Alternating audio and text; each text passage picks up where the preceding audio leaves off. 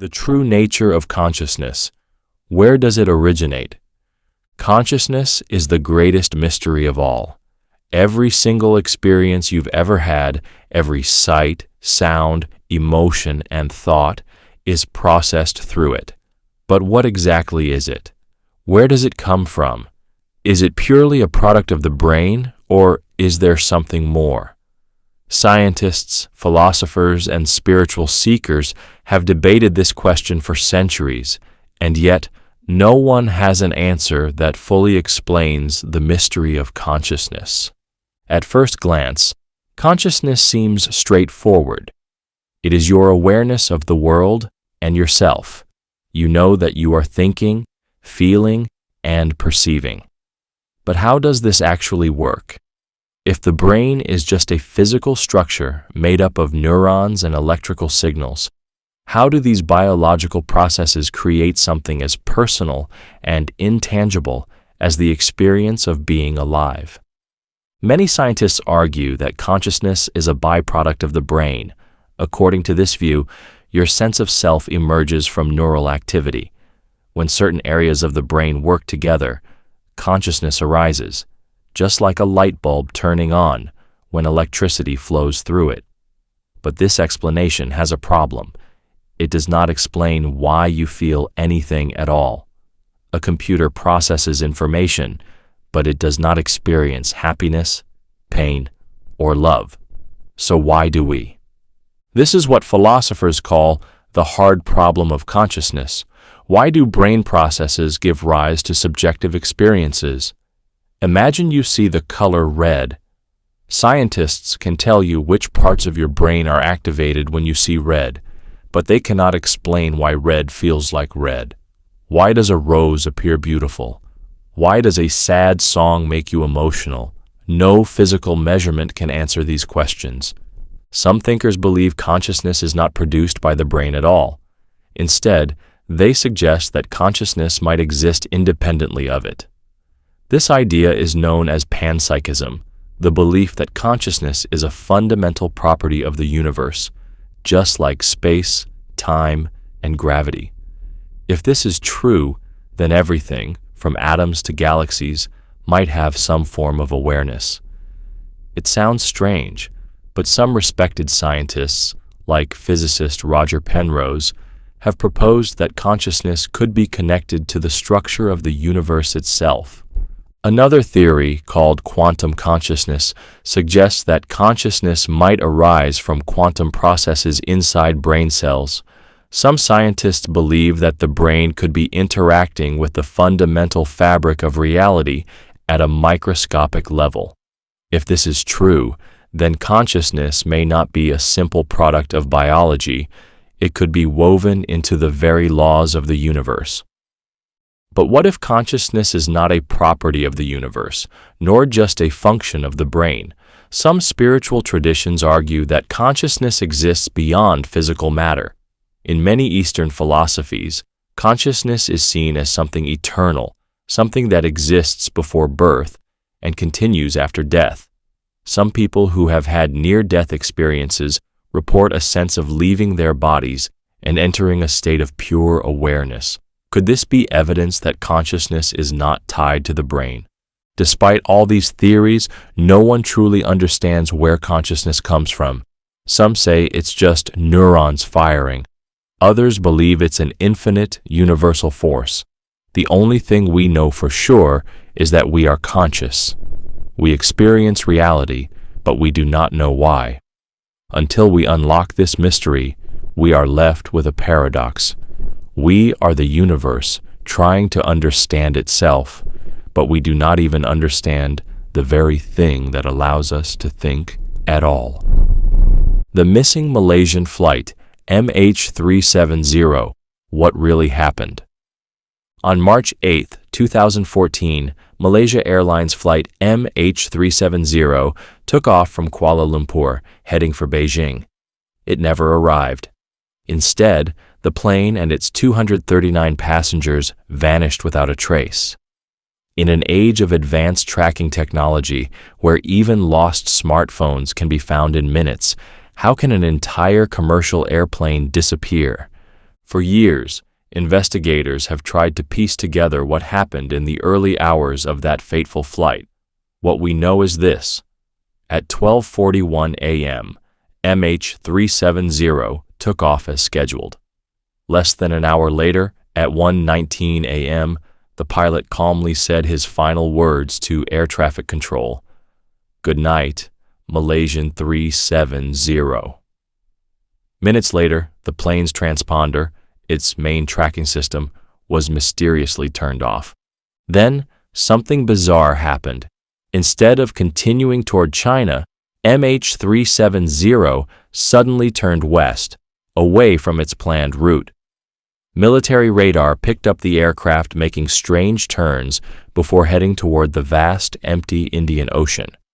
After that, the plane vanished completely. Theories about what happened range from mechanical failure to deliberate hijacking, but none of them fully explain the mystery. One possibility is that the pilot, Captain Zahari Ahmad Shah, deliberately crashed the plane. Some investigators point to flight simulations found on his home computer that showed a similar route ending in the Indian Ocean. Could this have been a carefully planned act? Supporters of this theory argue that the plane's movements suggest human control rather than an accident. But why would a respected, experienced pilot do such a thing? His family and colleagues insist that he had no reason to. Another theory is that the plane suffered a mechanical failure that knocked out communications and caused the crew to become incapacitated. In this scenario, the aircraft would have flown on autopilot until it eventually ran out of fuel and crashed into the ocean. But if that's the case, why was the transponder turned off manually? Why did the plane change direction multiple times? Some believe MH370 was hijacked. Could a rogue pilot or passenger have taken control and flown it to an unknown location? This would explain the unusual flight path. But if that's true, why has no wreckage ever been found that suggests a controlled landing? Then there are the more extreme theories. Some suggest that MH370 was taken by a foreign government, intercepted and hidden for unknown reasons. Others believe it was the target of an unprecedented cyber attack where remote hackers took control of the plane. A final chilling possibility. What if we never find out? Despite extensive searches, only a few pieces of confirmed wreckage have washed up on remote beaches. The black box, the key to understanding what happened, has never been recovered. The mystery of MH370 is a reminder that, even in a world of satellites, radars, and non-stop surveillance, some things can still vanish into the unknown. Until new evidence emerges, Flight MH370 remains one of the greatest aviation mysteries of all time, a haunting question floating in the vastness of the ocean, unanswered. The Dyatlov Pass incident. What caused the mysterious deaths? On a freezing night in February 1959, 9 experienced hikers set up camp in the Ural Mountains of Soviet Russia. By morning, they were all dead. Their bodies were found scattered across the snow, some with crushed skulls and broken ribs, others with no visible injuries at all. One was missing her tongue, another was found with strange burns, and all of them had fled their tent in terror, barefoot, in temperatures as low as -30 degrees Celsius. To this day, no one knows exactly what happened at Dyatlov Pass. The group, led by Igor Dyatlov, consisted of skilled mountaineers on a trek to Otorten Mountain. They had planned to reach their destination by February 2nd. When they failed to return, a search party was sent out. What they found was disturbing. The hikers' tent had been slashed open from the inside, as if they had desperately tried to escape. Their footprints led into the woods, where their bodies were discovered, some half-dressed, some showing signs of immense trauma, and all of them lying in the snow as if they had been fleeing from something unspeakable. At first, Soviet investigators suggested an avalanche, but this theory didn't match the evidence. There were no signs of a major snow collapse, and the injuries found on the victims were too severe to have been caused by snow alone. Some of the bodies had internal damage comparable to a high-speed car crash, yet there were no external wounds. Even more bizarre, traces of radiation were found on some of the hikers' clothing. Was it a military experiment gone wrong? Some believe the hikers stumbled upon a secret weapons test and were killed either by shock waves or toxic substances. Others suspect infrasound, low-frequency sound waves caused by wind patterns that may have triggered extreme panic, leading them to flee their tent in irrational fear. Then there's the more chilling possibility. Was it something paranormal? Some theorists point to the Mansi people, the indigenous reindeer herders of the region, and speculate that the hikers may have angered them. However, no evidence of foul play was found, and the Mansi had no history of hostility. Others claim the hikers encountered an unknown force, perhaps a yeti, an extraterrestrial entity, or even something beyond human understanding.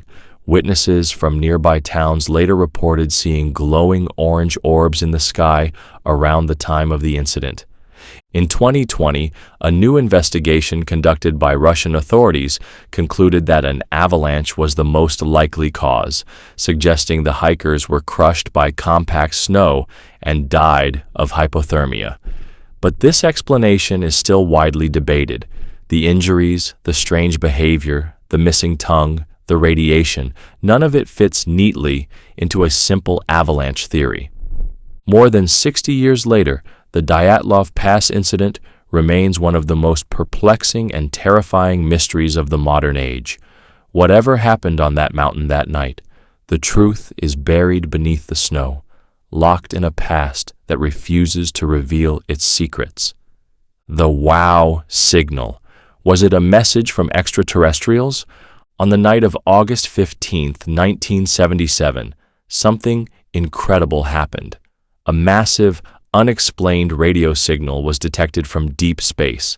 It lasted for exactly 72 seconds, and it was so unusual that the astronomer who discovered it, Dr. Jerry Eman, circled the data on the printout and wrote a single word in red ink: wow. The wow signal remains the best candidate we have for a potential extraterrestrial transmission. It was picked up by the Big Ear radio telescope in Ohio, which was scanning the skies for signs of intelligent life. Unlike random space noise, this signal was strong, clear, and came from a location in the constellation Sagittarius, far from any known human-made source. What made the wow signal so special? First, its frequency. It was detected at 1420 MHz, a frequency known as the hydrogen line. This is a natural radio wavelength emitted by hydrogen atoms, the most abundant element in the universe. Scientists have long speculated that if aliens were to send a message, they might choose this frequency because it is universal, easy to detect, and not used for human radio transmissions. Another mystery is its one-time nature. The signal lasted for just over a minute and was never detected again. Scientists have repeatedly scanned the same part of the sky using advanced equipment, but the signal has never returned. If it was an alien message, why wouldn't they send it again? There have been many attempts to explain the wow signal with natural causes. Some believe it could have been caused by a passing comet, which might have emitted a burst of radio waves, but this theory has major flaws. Comets don't typically produce signals at that specific frequency. Others suggest it was just interference from Earth, but no human-made source has ever been identified. Could it have been a genuine attempt at communication? If so, it raises an even bigger question. What were they trying to say? A simple hello? A sign of curiosity? Or something much more advanced that we just don't understand? The problem with the wow signal is that, despite its significance, we have no way of verifying it. Unlike other space anomalies, it left no trail, no pattern, no repetition. It was there, and then it was gone, like a whisper in the vastness of the cosmos. To this day, the wow signal stands as one of the strongest pieces of evidence that we may not be alone. If it truly was a message from an alien civilization, then somewhere, light years away, intelligent beings might still be waiting for a reply. The Taos hum. What is the source of this unexplained sound? In the quiet town of Taos, New Mexico, a strange phenomenon has baffled residents for decades. It is a low, persistent humming sound, one that not everyone can hear, but those who do describe it as an inescapable droning noise that disrupts sleep, concentration, and daily life. Some say it sounds like an idling diesel engine. Others describe it as a deep vibration felt rather than heard. It is known as the Taos hum, and despite years of scientific investigation, no one knows its true source. The mystery of the Taos hum is not unique to New Mexico. Similar hums have been reported in various parts of the world, including the UK, Canada, Australia, and even remote areas where no industrial noise should exist. But Taos is one of the most famous cases, with enough reports to attract the attention of scientists, engineers, and even government researchers. One of the most perplexing aspects of the hum is that only about 2% of the population can hear it. Some hear it constantly, while others experience it sporadically. It's not detected by microphones or recording devices, which means that whatever is producing the hum is not a typical sound wave traveling through the air. Instead, some believe it may be a form of low-frequency vibration affecting people differently based on their sensitivity. There are many theories about what could be causing the hum. Some suggest an industrial source, underground gas pipelines, distant highways, or electrical substations emitting frequencies just below the range of normal human hearing. However, no single source has ever been found that matches the hum's specific frequency or location. Another possibility is geological activity. Some believe that shifting tectonic plates, underground magma movement, or even subtle vibrations from the Earth itself could be producing the noise. But this theory fails to explain why the hum is heard only in specific locations and why it affects only a small percentage of people. Some researchers suggest that the hum is not an external sound at all, but rather a result of human biology. Conditions like tinnitus, a persistent ringing in the ears, could explain why some people perceive a low hum when no external source exists. Another theory involves otoacoustic emissions, which are faint sounds generated by the inner ear itself. However, this does not explain why multiple people in the same location describe hearing the exact same noise. Then there are the more unconventional theories. Some believe the Taos hum could be caused by secret military experiments, possibly involving low-frequency sound waves used in communication or psychological warfare. Others suggest it could be a side effect of a classified energy project, such as HAARP, High Frequency Active Auroral Research Program, which studies the ionosphere but has been accused of experimenting with electromagnetic waves that could affect human perception.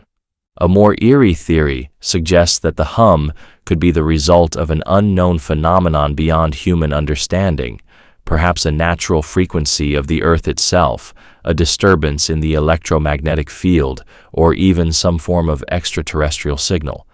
Despite decades of research, the Taos hum remains an unsolved enigma. Those who hear it struggle to find relief, as earplugs and soundproofing do nothing to block it. The hum exists at the edge of perception, there but not there, heard but not recorded. Until a definitive explanation emerges, the Taos hum will continue to be one of the most frustrating and persistent auditory mysteries of our time. The sudden vanishing of the Roanoke colony. Where did they go? In 1587, over 100 English settlers arrived on Roanoke Island, off the coast of what is now North Carolina, to establish a permanent colony. 3 years later, they had vanished without a trace. Their homes were left intact. No signs of battle or struggle were found, and the only clue left behind was a single, cryptic word carved into a tree: Croatoan. The Roanoke colony was one of England's first major attempts at colonization in the New World. Led by John White, the settlers faced hardships from the beginning: harsh weather, dwindling supplies, and tensions with the local Native American tribes. In 1588, White sailed back to England to gather reinforcements and supplies, but due to a war with Spain, he was unable to return until 1590. When he finally made it back to Roanoke, the colony was completely deserted. There was no sign of human remains or struggle, which ruled out an attack. The word Croatoan was carved into a tree, and CRO was carved on a fence post. White had instructed the settlers to carve a cross if they were in danger, but no such symbol was found. The name Croatoan referred to a nearby island, modern-day Hatteras Island, and a Native American tribe. However, when search parties explored the area, no trace of the colonists was found. So, what happened to them? One theory suggests that the colonists assimilated into Native American tribes. The Croatoan people, friendly to the settlers, may have taken them in as they ran out of food and supplies. Some later European explorers reported seeing Native Americans with lighter skin, blue eyes, and European features, leading to speculation that Roanoke settlers had integrated into the tribe. However, no concrete archaeological evidence has ever proven this. Another possibility is that the colony moved inland and perished due to harsh conditions. Some historians believe the settlers may have tried to relocate to a more fertile area, but failed to survive due to disease, lack of resources, or conflicts with other tribes. However, no ruins or grave sites have been discovered that link back to the Roanoke settlers.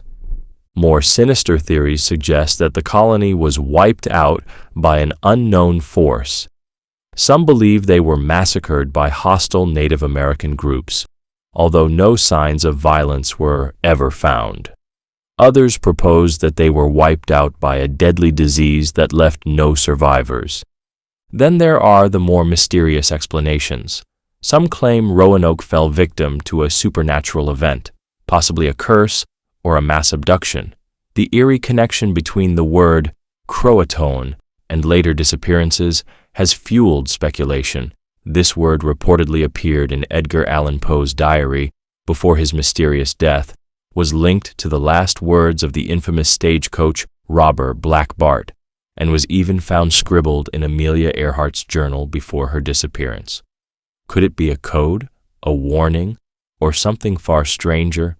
In recent years, researchers have used DNA testing and archaeological digs to uncover more clues. Some artifacts have been found in the Croatoan area that suggest European presence, but nothing definitively linked to the Roanoke settlers. The truth remains elusive. The disappearance of the Roanoke colony remains one of history's greatest unsolved mysteries. An entire community vanished, leaving behind no bodies, no signs of struggle, and only a single word that has puzzled historians for centuries. Until new evidence emerges, Roanoke will continue to haunt the pages of history as one of the most perplexing vanishings ever recorded. The secrets of Area 51. What's really hidden there? Deep in the Nevada desert, surrounded by barren landscapes and guarded by razor wire fences, lies one of the most secretive military installations in the world, Area 51. Officially, it is an Air Force testing facility. Unofficially, it has been the subject of some of the wildest conspiracy theories in history. From hidden alien spacecraft to secret government experiments, people have speculated for decades about what truly goes on behind its heavily secured perimeter. For years, the U.S. government refused to even acknowledge Area 51's existence. It wasn't until 2013 that the CIA finally declassified documents confirming the base's location and purpose, to test classified aircraft and experimental technology. But that only deepened the mystery. If the government had been hiding the base's existence for so long, what else might they be keeping secret? One of the most persistent rumors surrounding Area 51 is that it houses recovered alien spacecraft and possibly even extraterrestrial life forms. This theory gained popularity in the late 1980s when a man named Bob Lazar claimed he had worked at a secret facility near Area 51 reverse engineering alien technology. According to Lazar, the government had recovered several flying saucers and was studying their advanced propulsion systems. His story was ridiculed at the time, but many of the details he described, such as the presence of element 115, an exotic material that could supposedly power alien crafts, have since gained scientific interest. Another theory suggests that Area 51 is a hub for experimental military aircraft so advanced that they seem alien. The base was instrumental in the development of cutting-edge planes, like the U-2 spy plane and the SR-71 Blackbird, both of which were once considered beyond human engineering capabilities. Some believe that modern sightings of UFOs around the area could simply be advanced, undisclosed aircraft being tested in secrecy. But what about the strange lights and flying objects frequently reported near Area 51? Pilots and civilians have reported seeing glowing, fast-moving objects in the sky, performing maneuvers that seem impossible by conventional aircraft standards. Are these sightings evidence of secret anti-gravity propulsion systems? Or is there truly something not of this Earth being hidden in the desert? Some believe Area 51 is more than just an aircraft testing ground. It could be the site of mind control experiments, time travel research, or secret weapons development. Declassified government projects, such as MK Ultra, have revealed that the U.S. experimented with psychological manipulation and drug-induced mind control techniques in the past. Could there be even more extreme experiments taking place under Area 51's classified programs? Others argue that Area 51 is simply a red herring, a place meant to distract conspiracy theorists, while even more secretive projects are carried out elsewhere. Some suggest that the real alien research is being conducted at a lesser-known location, Dugway Proving Ground in Utah, sometimes called the New Area 51. Despite its secrecy, one thing is clear. Area 51 is designed to keep people out. Security patrols, armed guards, and surveillance technology ensure that no one gets close enough to see what's inside. Trespassers risk immediate detention, heavy fines, and even lethal force. What's really hidden at Area 51? We may never know for sure, but as long as the secrecy remains, the speculation will continue, keeping the mystery of Area 51 alive. The disappearance of Amelia Earhart. What happened to her plane? On July 2, 1937, Amelia Earhart, a pioneer of aviation and the first woman to fly solo across the Atlantic, set out on what should have been a historic flight around the world. She never made it. Her plane, a Lockheed Electra 10E, vanished over the Pacific Ocean without a trace, no wreckage, no distress signal, and no clear explanation. More than 80 years later, her disappearance remains one of the most baffling mysteries in history. Earhart and her navigator, Fred Noonan, were on the final stretch of their journey.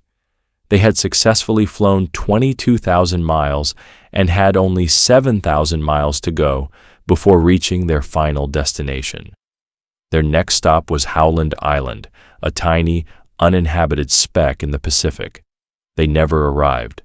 The last confirmed radio transmission from Earhart indicated that she was running low on fuel and struggling to locate the island. Then, silence. What happened to Amelia Earhart and her plane? There are several leading theories, but none have been proven beyond doubt. The most widely accepted explanation is that Earhart simply ran out of fuel and crashed into the ocean. Searching for Howland Island required precise navigation, and even the slightest miscalculation could have sent them off course. If they couldn't see the island and their fuel ran dry, their aircraft would have plunged into the sea. Some believe the wreckage lies thousands of feet below the ocean, lost forever. Despite multiple deep-sea searches, no definitive evidence of the plane has been found. Another theory suggests that Earhart and Noonan survived the crash but landed on a remote island. This is known as the Nikumaroro theory, based on reports that a skeleton was found on the island in 1940. Some researchers believe Earhart may have crash-landed there and lived as a castaway until she died. The remains discovered on the island were initially thought to be from a man, but recent forensic analysis suggests they could have belonged to a woman of European descent. However, no DNA evidence has confirmed this. A more controversial theory suggests that Earhart was captured by the Japanese. Some believe she may have strayed too far into Japanese-controlled waters, where she was taken prisoner and possibly executed. This idea gained traction during World War II when American soldiers claimed they had heard reports of a female pilot held captive in the Pacific.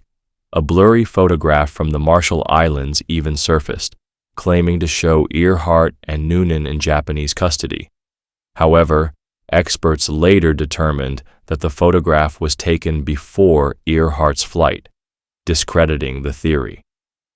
Then, there are the more extraordinary theories.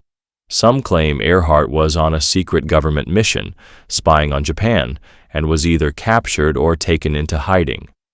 Others believe she changed her identity and lived out the rest of her life under a different name.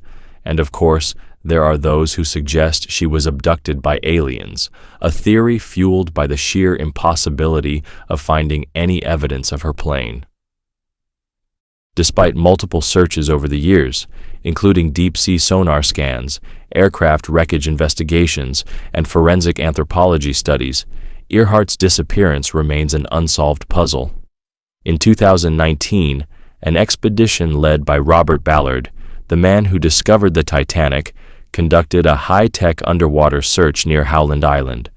Once again, nothing was found. So, what really happened to Amelia Earhart? Did she crash into the ocean? Did she live and die as a castaway? Was she taken by the Japanese, or did something even stranger occur? Until concrete evidence emerges, Earhart's fate remains one of the greatest aviation mysteries of all time. Her disappearance is more than just a story of a lost plane. It is a legend, a riddle, and a testament to the endless human quest for answers. The origins of the Antikythera mechanism. Was it an ancient computer? In the year 1901, sponge divers exploring a shipwreck off the coast of Antikythera, a small Greek island, stumbled upon something astonishing. A heavily corroded complex mechanical device unlike anything ever seen from the ancient world. Over time, as researchers studied the find, they realized they were looking at something far more advanced than it should have been for its time, a mechanism that functioned like an ancient computer capable of predicting astronomical events with remarkable precision. The Antikythera mechanism, as it became known, dates back to around 150 to 100 BCE, making it more than 2,000 years old. It is made of bronze and consists of at least 30 intricate gears that interlock in a system so sophisticated that nothing like it was seen again until the development of mechanical clocks in the 14th century. This raises an enormous question. How did the ancient Greeks develop technology this advanced, and why did such knowledge seemingly vanish for over 1,000 years? At first, scholars thought it was just a simple navigational tool, but as technology improved, X-ray scans and 3D imaging revealed the true complexity of the mechanism. It was not just a collection of gears. It was an analog computer that could calculate the movements of celestial bodies, predict lunar and solar eclipses, and even track the 4-year cycle of the Olympic Games. The level of precision in the mechanism is astonishing. It accounted for the elliptical orbit of the moon, a concept that wasn't formally understood until centuries later. It could also track the movements of the 5 known planets at the time, using a system of gears that mimicked their motion across the sky. This means the ancient Greeks not only understood the concept of planetary motion, but also engineered a device to model it with mechanical precision. But where did this knowledge come from? Some scholars believe that the Antikythera mechanism was inspired by the teachings of Archimedes, the Greek mathematician and inventor who lived around the same time. Others suggest it was built by an unknown master engineer whose work was lost to history. If the ancient Greeks had the ability to create such a complex device, why wasn't this technology further developed? One possibility is that the fall of the Greek and Roman empires led to the loss of advanced engineering knowledge, setting civilization back by centuries. Technological progress slowed, and much of the world's early scientific discoveries were either forgotten or destroyed in conflicts, such as the burning of the Library of Alexandria. Then there are the more controversial theories. Some speculate that the Antikythera mechanism is evidence of an unknown advanced civilization that existed long before recorded history. Could this be proof that lost knowledge, perhaps even from an earlier, highly developed society, once influenced the ancient Greeks? Others go even further, claiming it might be an artifact of extraterrestrial influence, given its inexplicable complexity for its time. Despite all the research, we still do not know who built it, how widespread such technology was, or why no other similar devices have been found. The Antikythera mechanism remains an enigma, an out-of-place artifact that suggests the ancient world was far more advanced than we previously thought. If one of these devices survived, how many others were lost to history? The Great Pyramid's construction. How did ancient Egyptians achieve such precision? For over 4,500 years, the Great Pyramid of Giza has stood as one of the most mind-boggling achievements of human engineering. Built around 2560 BCE, it is the last remaining wonder of the ancient world. But the biggest question isn't why it was built, it's how. How did ancient Egyptians, with no advanced machinery, no modern tools, and no cranes, manage to construct a 481-foot, 146-meter pyramid using over 2.3 million limestone blocks, some weighing as much as 80 tons? Even today, with all of our technological advancements, replicating this feat would be incredibly difficult. The precision of the pyramid's construction is mind-blowing. Its base is aligned almost perfectly to true north, with an error margin of just 1/15 of a degree.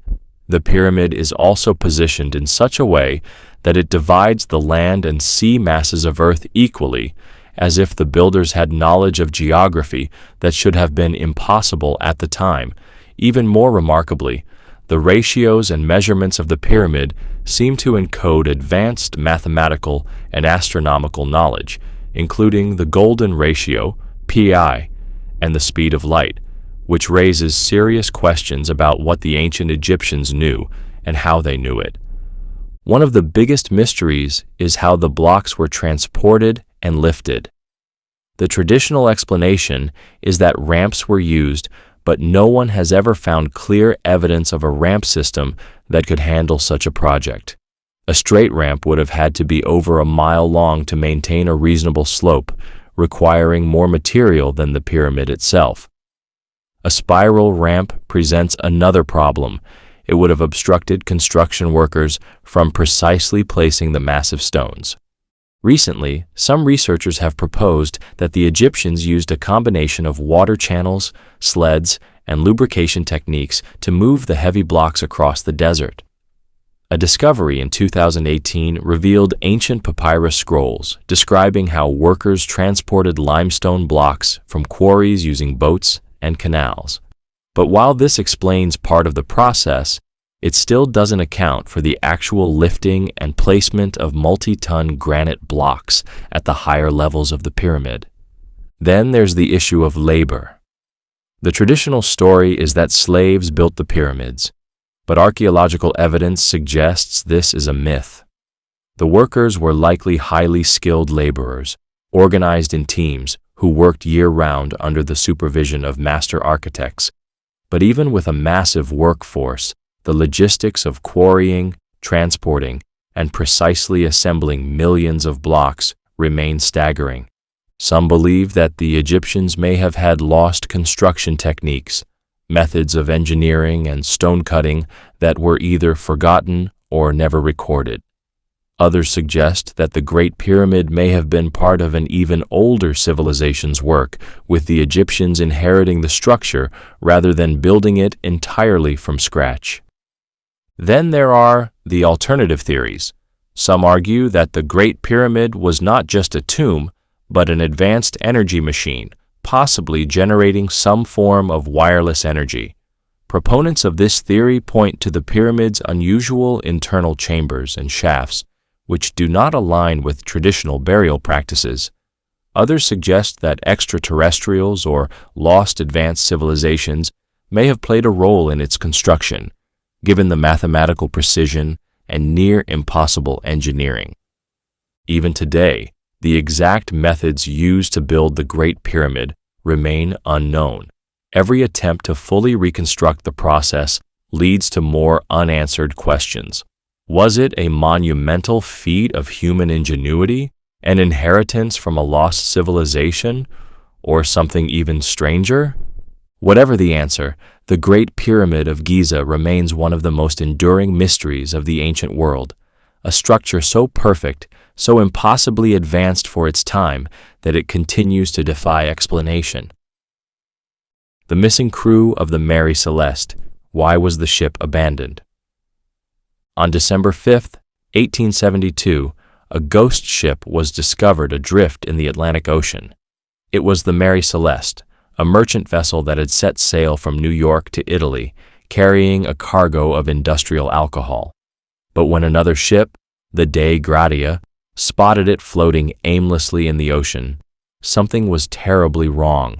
The entire crew was missing. The ship was in near-perfect condition. The sails were slightly damaged but still functional. There were no signs of struggle, no bodies, and no lifeboats missing. The crew's personal belongings, food, and supplies were untouched. Even the ship's cargo of alcohol remained sealed. The only clue was the captain's log, which showed everything had been normal up until 10 days before the ship was found. So why would an experienced crew abandon a seaworthy ship in the middle of the ocean? Many theories have attempted to explain the fate of the Mary Celeste's missing crew, but none provide a definitive answer. One possibility is that the ship was caught in a violent storm or a sudden waterspout, which might have terrified the crew into thinking the ship was sinking. If the deck was temporarily flooded, they may have mistaken it as the ship taking on water and abandoned it prematurely. But if that were the case, why wouldn't they have returned once they realized the ship was still afloat? Another theory involves fumes from the ship's cargo. The Mary Celeste was carrying over 1,700 barrels of industrial alcohol, and when the ship was examined later, some barrels were found empty. Could a buildup of flammable fumes have created a small explosion or fire, prompting the crew to evacuate in panic? If they launched a lifeboat to wait for the danger to pass, they may have drifted too far and never made it back. Piracy has also been suggested, but there's a major flaw in this idea. The ship's cargo and valuables were completely untouched. A pirate attack would have left signs of violence or theft, and yet nothing was missing. Then there's the theory of mutiny. Could the crew have turned against their captain, Benjamin Briggs, and escaped, leaving the ship behind? But again, there were no signs of struggle, no blood, no damage, and Briggs was known as a respected and fair leader. A more supernatural explanation suggests that the Mary Celeste was the victim of an unknown force, possibly a Bermuda Triangle-like phenomenon, even though it was not in that area. Some have speculated about sea monsters, alien abduction, or even ghostly intervention, though there's no evidence to support such claims. The Mary Celeste was eventually recovered and sailed under different owners for years before it was finally wrecked on purpose as part of an insurance fraud scheme. But the mystery of its missing crew remains one of the greatest maritime puzzles of all time. What would make an entire crew abandon a ship that was perfectly fine? Where did they go? Why was there no sign of them ever again? To this day, the fate of the Mary Celeste's crew remains unknown, forever lost to the vast, unrelenting sea. The bloop sound. What created this deep-sea anomaly? In 1997, an extremely loud, mysterious sound was detected deep in the Pacific Ocean. It was picked up by underwater microphones, hydrophones, designed to monitor seismic activity and submarine movements. The sound was so powerful that it was recorded by multiple sensors, thousands of miles apart. Scientists had never heard anything like it before. It was named the Bloop, a seemingly playful name for what could have been a terrifying mystery. Unlike human-made noises, the Bloop had a natural sound pattern, meaning it wasn't a submarine, explosion, or artificial signal. It was organic, but it was far louder than any known sea creature. So what made it? For years, the mystery of the Bloop led to wild speculation. Some thought it was a massive undiscovered sea creature, perhaps something larger than a blue whale, the largest known animal on Earth.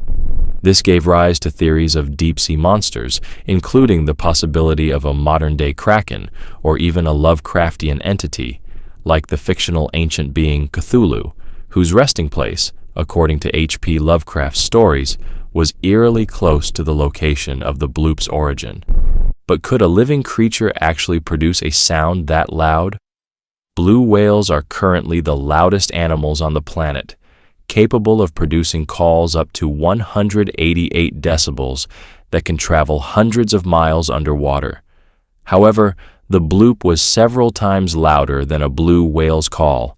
If it came from an animal, it would have to be many times larger than any known sea creature. Eventually, scientists at the National Oceanic and Atmospheric Administration, NOAA, put forward a more grounded explanation. Ice quakes. Large icebergs breaking off from glaciers or underwater ice movements could theoretically generate low-frequency sounds similar to the Bloop. This theory is currently the most accepted scientific explanation. However, some problems remain with the icequake theory. The Bloop's acoustic signature closely resembles that of a biological organism, not a geological event. Additionally, while icequakes can produce loud noises, they typically have a different frequency pattern than the Bloop. So while the icequake explanation is plausible, it doesn't fully satisfy everyone. More recently, the Bloop has never been detected again. If it were simply an iceberg or a natural event, we should have heard similar sounds over time, but nothing else quite like it has ever been recorded. This has led some to believe it was a one-time event, possibly caused by an undiscovered phenomenon or a now extinct deep-sea creature. Other conspiracy theories claim the Bloop was a classified military experiment, a secret underwater detonation, or even an alien signal from the ocean floor. Some speculate that if extraterrestrials were ever to hide on Earth, the deep ocean, 95% of which remains unexplored, would be the perfect place. So what was the Bloop? A collapsing iceberg, a never-before-seen marine giant, or something beyond our understanding? Until another sound like it is recorded, the Bloop remains one of the greatest deep-sea mysteries ever captured. A sound so powerful that it seemed to shake the ocean itself, yet leaving behind no trace of what made it. The ocean still holds secrets we cannot comprehend, and the Bloop is proof of that. The Tunguska explosion. What caused such massive devastation? On the morning of June 30th, 1908, a fiery explosion tore through the sky over the remote Tunguska region of Siberia. A massive fireball, brighter than the sun, streaked downward before an explosion erupted with a force 1,000 times stronger than the Hiroshima atomic bomb. Trees were flattened in a 2,000 square kilometer radius, an area nearly the size of a major city. Shockwaves from the blast shattered windows and knocked people off their feet hundreds of miles away. Yet, despite the devastation, there was no impact crater, no meteorite fragments, and no clear cause for the explosion. What could have caused such a powerful and destructive event? The most widely accepted theory is that the Tunguska explosion was caused by a meteor or comet fragment that entered Earth's atmosphere and detonated mid-air, creating what is known as an airburst explosion. Scientists estimate the object was between 50 to 60 meters in diameter and likely traveled at 27,000 miles per hour before exploding about 5 to 10 kilometers, 3 to 6 miles, above the ground. But if it was a meteor, why wasn't there an impact crater? The answer might lie in the composition of the object. Some researchers suggest it could have been an icy comet, which would have vaporized completely before reaching the ground, leaving no solid debris behind. Others argue it was a stony asteroid, but with an explosion so powerful that it disintegrated completely before impact. However, some details remain puzzling. Many eyewitnesses reported seeing a blue light moving across the sky, followed by a series of smaller explosions before the final blast. This has led to alternative theories that challenge the meteor explanation. One such theory is that the Tunguska event was caused by a natural gas explosion. The region is rich in methane gas deposits, and some believe that an underground gas release, possibly ignited by a lightning strike, caused the explosion. But this theory doesn't explain the reports of a fireball streaking through the sky before the blast. A more exotic theory suggests that Tunguska was the result of an experiment gone wrong, specifically Nikola Tesla's wireless energy transmission project.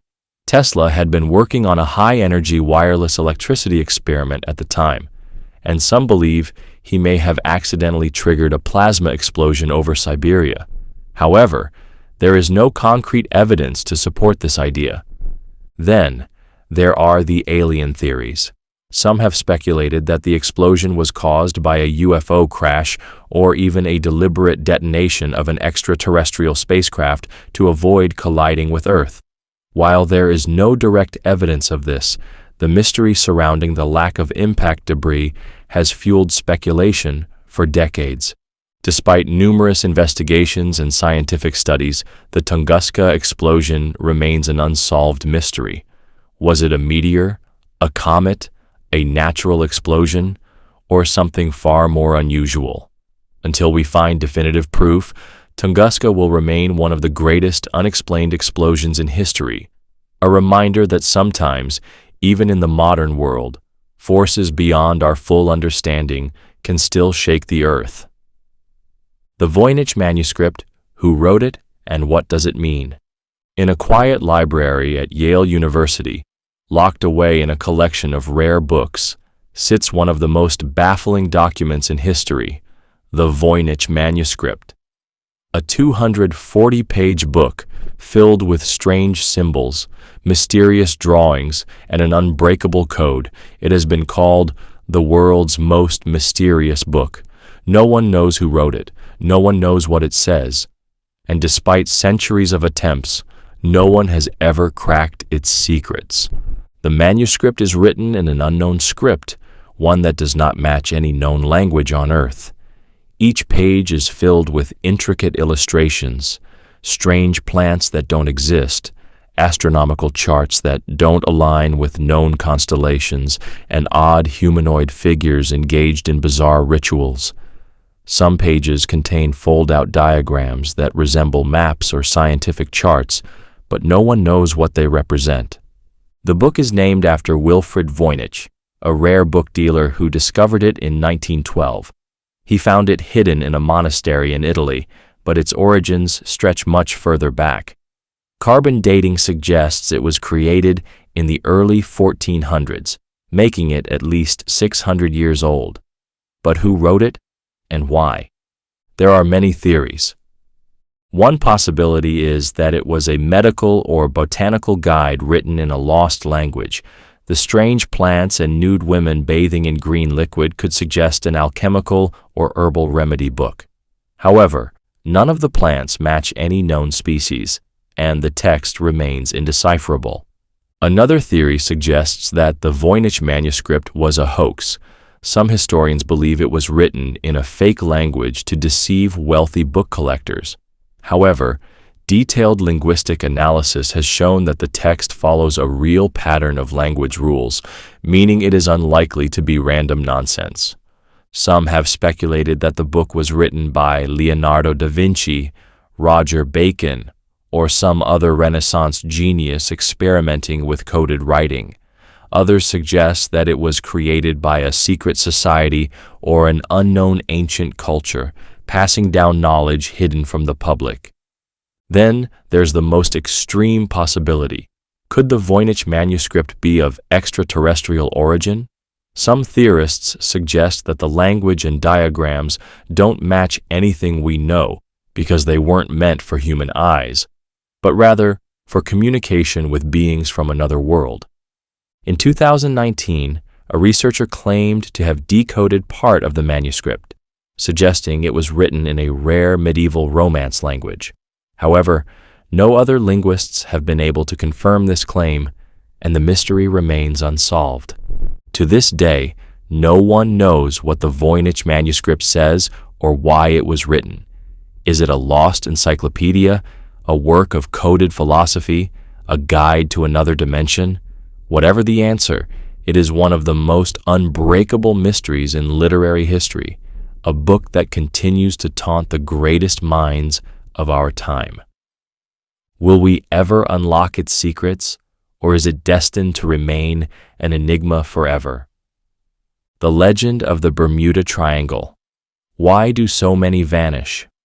The Bermuda Triangle, a vast expanse of ocean stretching between Florida, Bermuda, and Puerto Rico, has long been shrouded in mystery. Also known as the Devil's Triangle, this area has been the site of countless disappearances, ships and planes that simply vanished without a trace, leaving behind no wreckage, no distress signals, and no clear explanation. For decades, stories of strange anomalies, sudden storms, and compasses spinning wildly have fueled speculation that something extraordinary is happening in this region. Some believe that supernatural forces, extraterrestrial activity, or even time warps could be at play. Others argue that the disappearances have natural explanations, unusual weather patterns, magnetic interference, or deep-sea geological phenomena. One of the most famous disappearances occurred in 1945 when Flight 19, a group of 5 U.S. Navy bombers, vanished during a training mission. The pilots reported strange compass readings before losing radio contact. A rescue plane sent to find them also disappeared. Despite extensive searches, no trace of the aircraft was ever found. Then there's the case of the USS Cyclops, a 542-foot-long Navy cargo ship that disappeared in 1918 with 309 people on board, the largest loss of life in U.S. Navy history, not involving combat. No distress signal was sent, and no wreckage was ever recovered.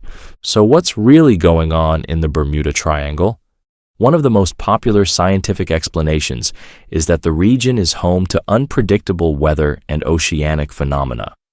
Rogue waves, which can reach heights of 100 feet, could suddenly capsize ships, while violent waterspouts, tornadoes over water, could bring down aircraft.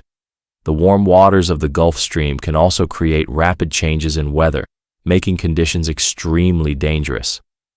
Another possibility is magnetic anomalies. Some believe the Bermuda Triangle lies in a zone where Earth's magnetic field behaves erratically, interfering with navigation systems. However, modern studies show that the area's magnetic activity is no more unusual than anywhere else on Earth. Some researchers suggest that methane gas eruptions from the ocean floor could be responsible. If massive methane bubbles rise from the seabed, they could reduce the density of water, causing ships to sink instantly. However, this theory doesn't explain why aircraft have also disappeared. Then, there are the more fantastical theories. Some claim the Bermuda Triangle is a gateway to another dimension, a time warp, or even the location of the lost city of Atlantis, whose energy field supposedly interferes with modern technology. Others believe extraterrestrials are abducting ships and planes, explaining why so many vanish without a trace. Despite its eerie reputation, many scientists argue that the number of disappearances in the Bermuda Triangle is no greater than in other heavily traveled ocean regions. They suggest that legend and exaggeration have created a myth far larger than reality. Still, with hundreds of unexplained incidents, the Bermuda Triangle remains one of the world's most compelling mysteries.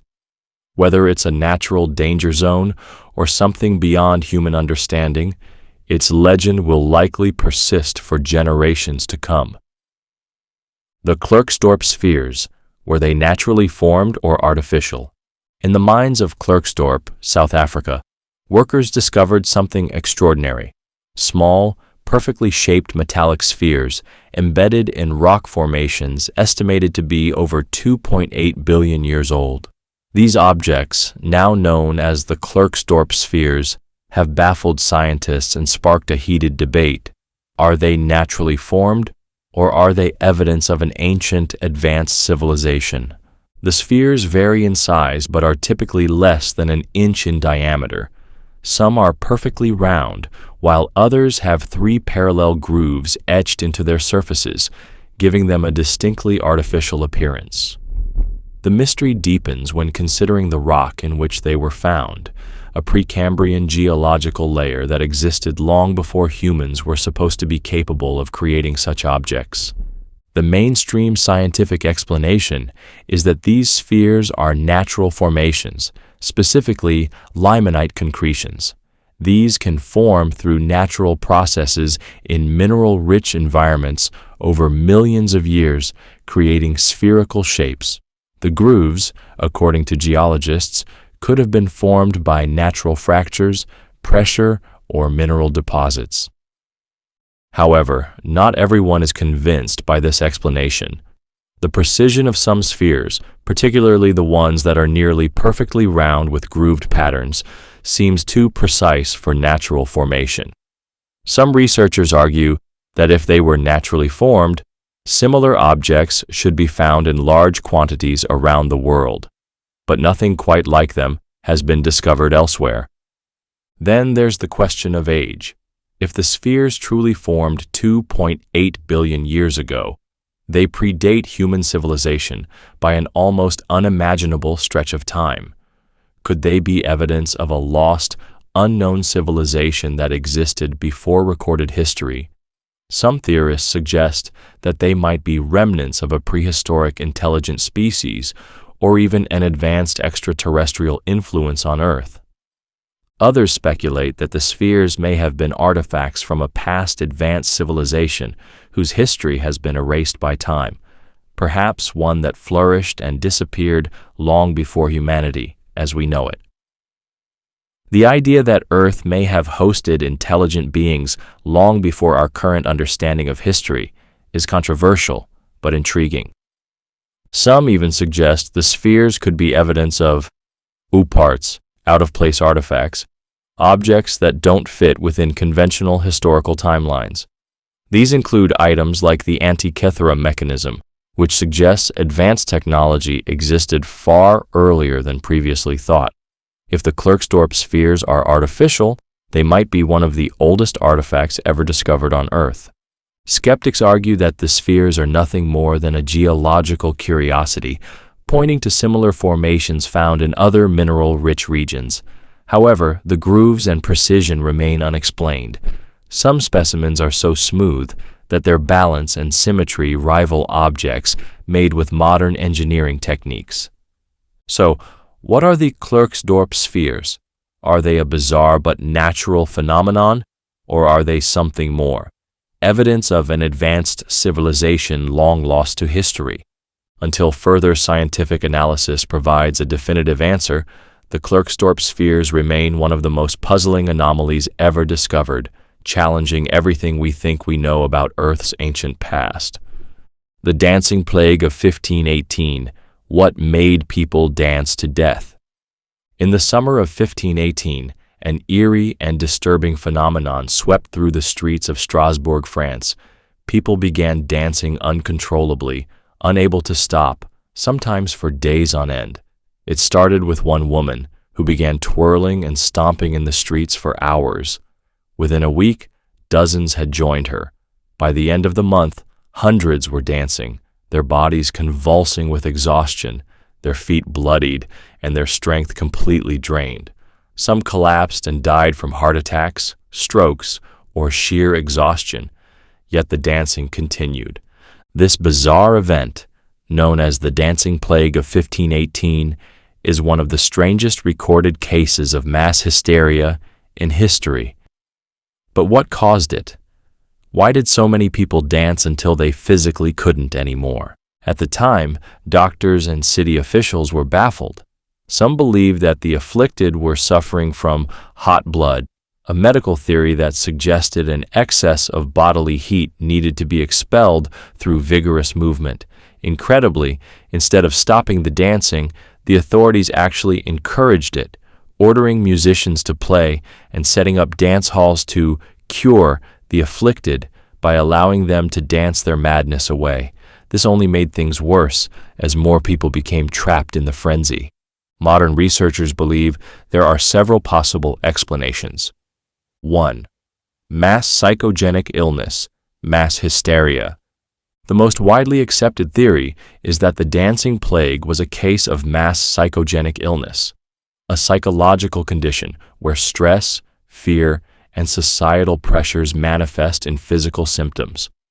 Strasbourg in 1518 was a city plagued by famine, disease, and extreme religious anxiety. The people believed in divine punishment and supernatural curses, so if one person began dancing involuntarily, it might have triggered others to experience the same condition in a form of collective hysteria. Second, ergot poisoning, hallucinogenic fungi. Another theory suggests that the dancers may have consumed ergot, a toxic mold that grows on damp rye grain. Ergot poisoning, also known as St. Anthony's fire, can cause seizures, hallucinations, and muscle spasms, which could explain why people were dancing involuntarily. However, this theory is debated, as ergot poisoning typically causes convulsions rather than rhythmic movements. 3. Religious or supernatural influence. Some historians speculate that the event was linked to religious fear and ritualistic behavior.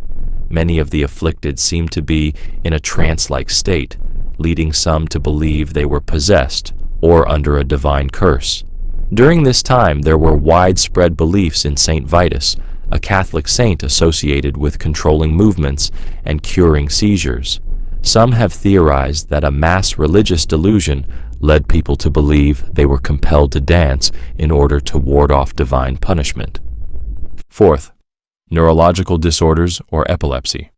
Some scientists have considered the possibility that the outbreak was triggered by a neurological disorder, such as epilepsy, or a movement disorder like Sydenham's chorea, which causes uncontrollable jerking and movement. However, this does not explain the sheer number of people affected simultaneously. Despite these theories, no definitive explanation has ever been found.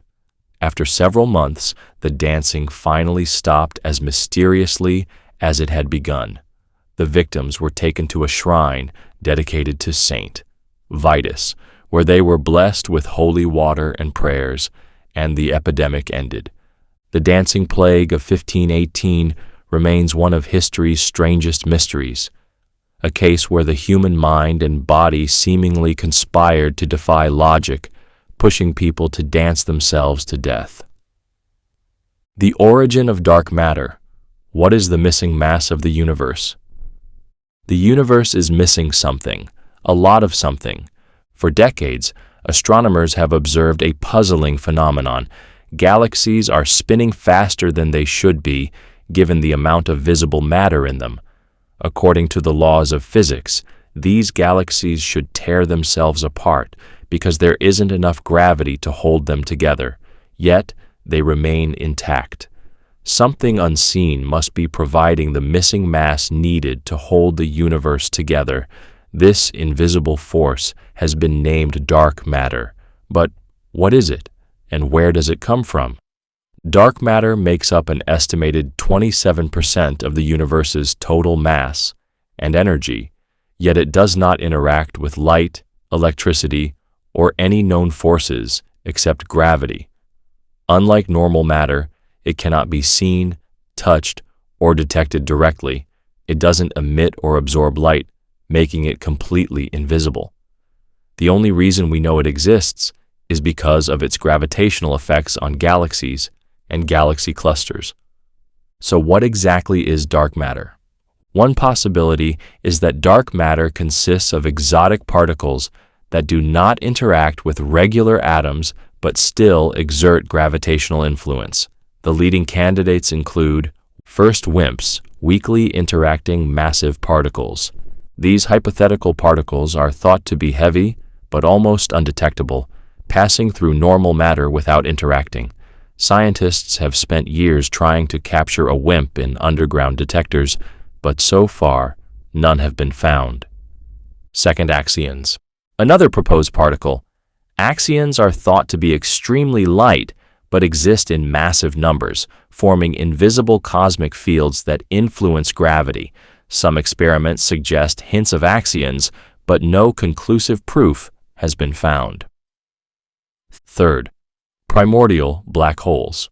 Some scientists believe that dark matter could actually be made up of small black holes formed in the early universe, too small to be detected with our current telescopes. However, recent studies suggest that this idea is unlikely. A more controversial theory suggests that dark matter doesn't exist at all, and instead, our understanding of gravity itself might be incomplete. A modified version of gravity called MOND, modified Newtonian dynamics, suggests that at very large cosmic scales, gravity works differently than we thought. If true, this would mean that we don't need dark matter, we just need new physics.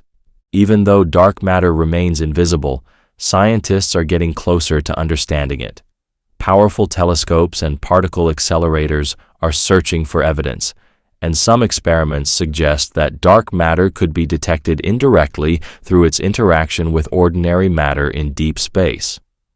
Perhaps one of the most exciting ideas is that dark matter may hold the key to understanding the true nature of the universe.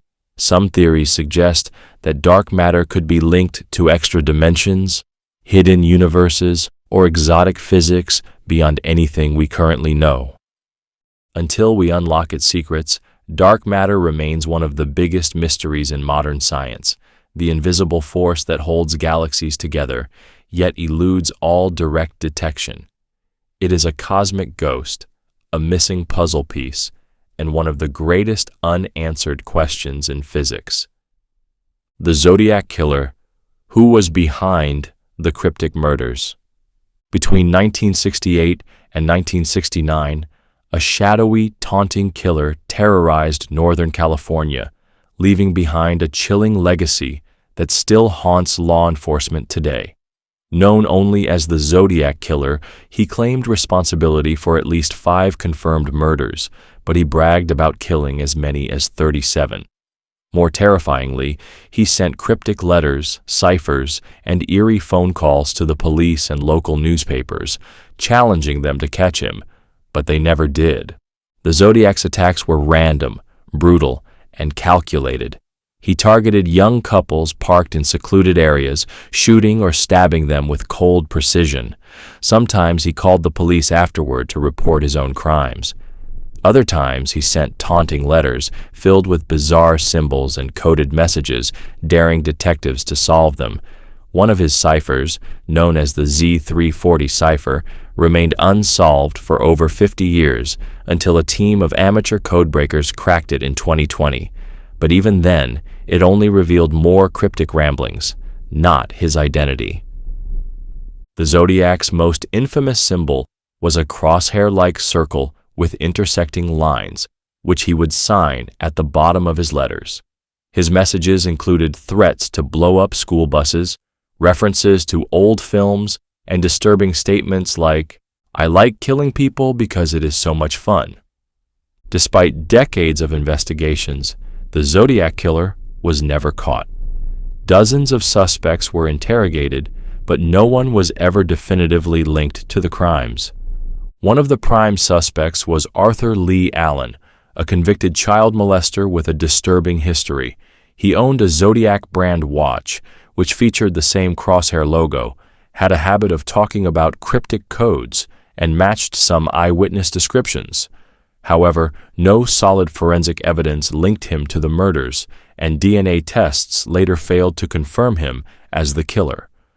More recently, in 2021, a team of private investigators known as the Case Breakers claimed that they had identified the Zodiac as Gary Francis Post, a man with a violent past and suspicious connections to the case. They pointed to scars on his forehead that allegedly matched police sketches and suggested that hidden anagrams in the Zodiac's letters contained his name. However, law enforcement agencies have not officially recognized Post as the killer, and doubts remain. Could the Zodiac have been a police officer, a government agent, or someone highly skilled in evading capture? Some theorists believe he may have been a code expert or military personnel, given his use of cryptography and knowledge of explosives. Others suggest he may have stopped killing, moved away, or even died before he could be identified. Despite all the investigations, documentaries, and books written about the case, the Zodiac Killer's true identity remains unknown. His letters stopped, his killings faded into history, but the fear he spread still lingers. Will the truth ever be uncovered? Or will the Zodiac's final mystery remain unsolved forever? The Green Children of Woolpit. Where did these strange kids come from? In the 12th century, a bizarre event occurred in the small English village of Woolpit, Suffolk.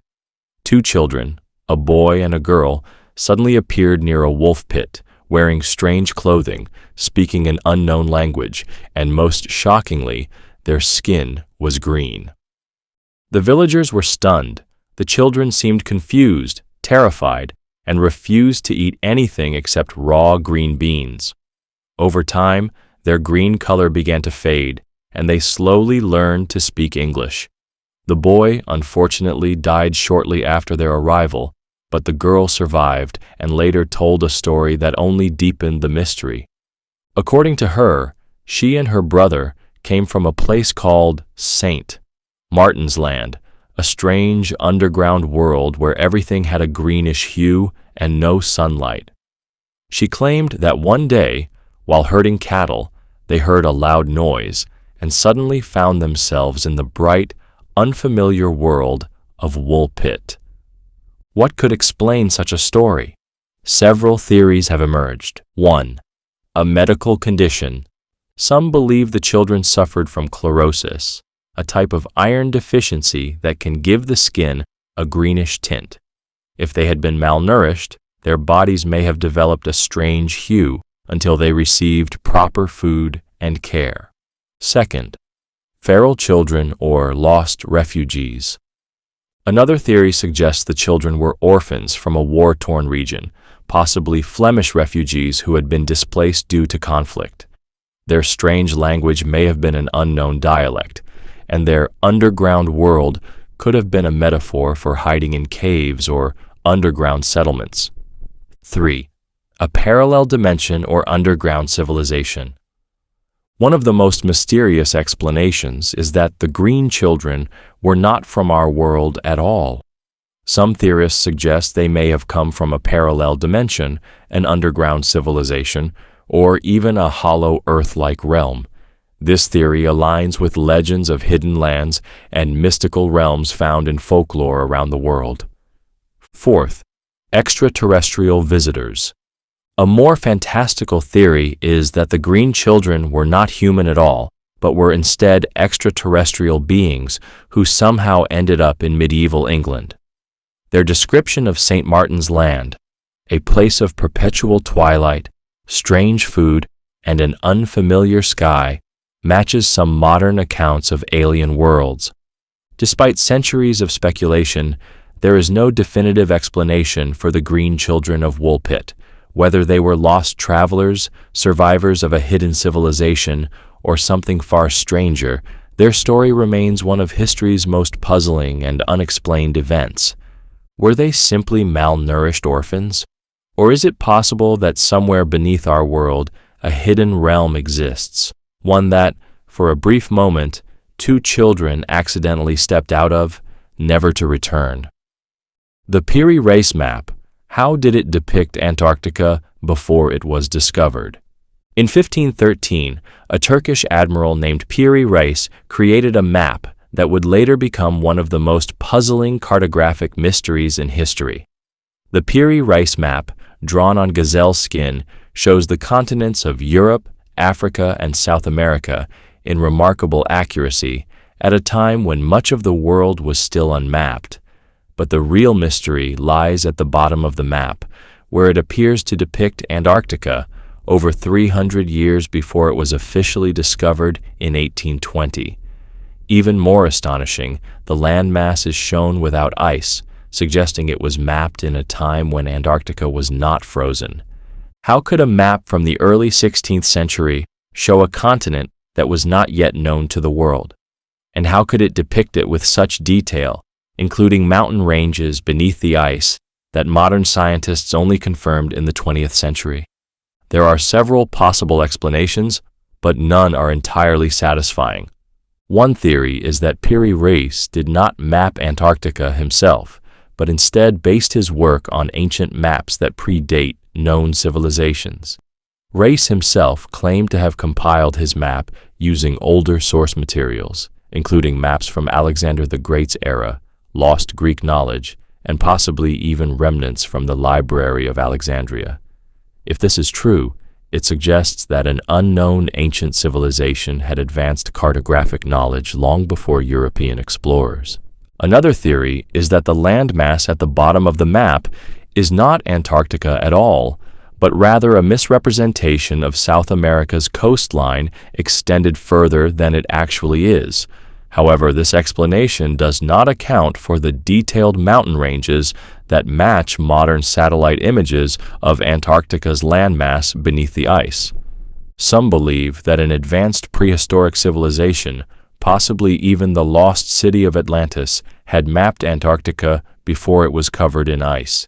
Geological evidence suggests that Antarctica may have been ice-free over 10,000 years ago, meaning that if an ancient seafaring civilization existed back then, they could have recorded its coastline before it became buried under glaciers. Others speculate that Piri Reis or his sources had access to secret knowledge, possibly from an unknown ancient culture or even extraterrestrial intelligence. The idea that early civilizations had access to sophisticated geographical data without modern tools raises questions about what else might have been lost in history. Skeptics argue that the map's projections are flawed, and the apparent depiction of Antarctica is coincidental or misinterpreted. They suggest that navigators at the time could have estimated coastlines based on sailors' reports and exaggerated or distorted features without realizing it. Yet, despite these attempts to explain it, the Piri Reis map remains a baffling enigma. How did a 16th century Turkish admiral create a map more accurate than most European maps of the time, and why does it appear to contain knowledge that shouldn't have existed in his era? Until more evidence emerges, the Piri Reis map will remain one of the greatest mysteries in cartographic history, suggesting that perhaps Somewhere in our forgotten past, civilizations had knowledge far beyond what we give them credit for. The Moai statues of Easter Island, how were they transported? Rising from the windswept plains of Easter Island, Rapa Nui, the Moai statues stand as silent sentinels of a long-lost civilization. Carved between 1100 and 1600 CE, these massive stone figures, some weighing up to 82 tons and standing 33 feet tall, remain one of the most astonishing engineering feats of the ancient world. The greatest mystery is how these enormous statues were transported from the quarries where they were carved to their final locations, some as far as 11 miles away. The Rapa Nui people did not have large animals, wheels, or modern machinery, yet they managed to move these colossal figures across rugged terrain. So how did they do it? One theory, known as the sled and roller method, suggests that the Moai were laid on wooden sleds and dragged across logs placed beneath them. As the statue moved forward, logs from the back would be repositioned at the front, creating a continuous rolling system. However, this theory has problems.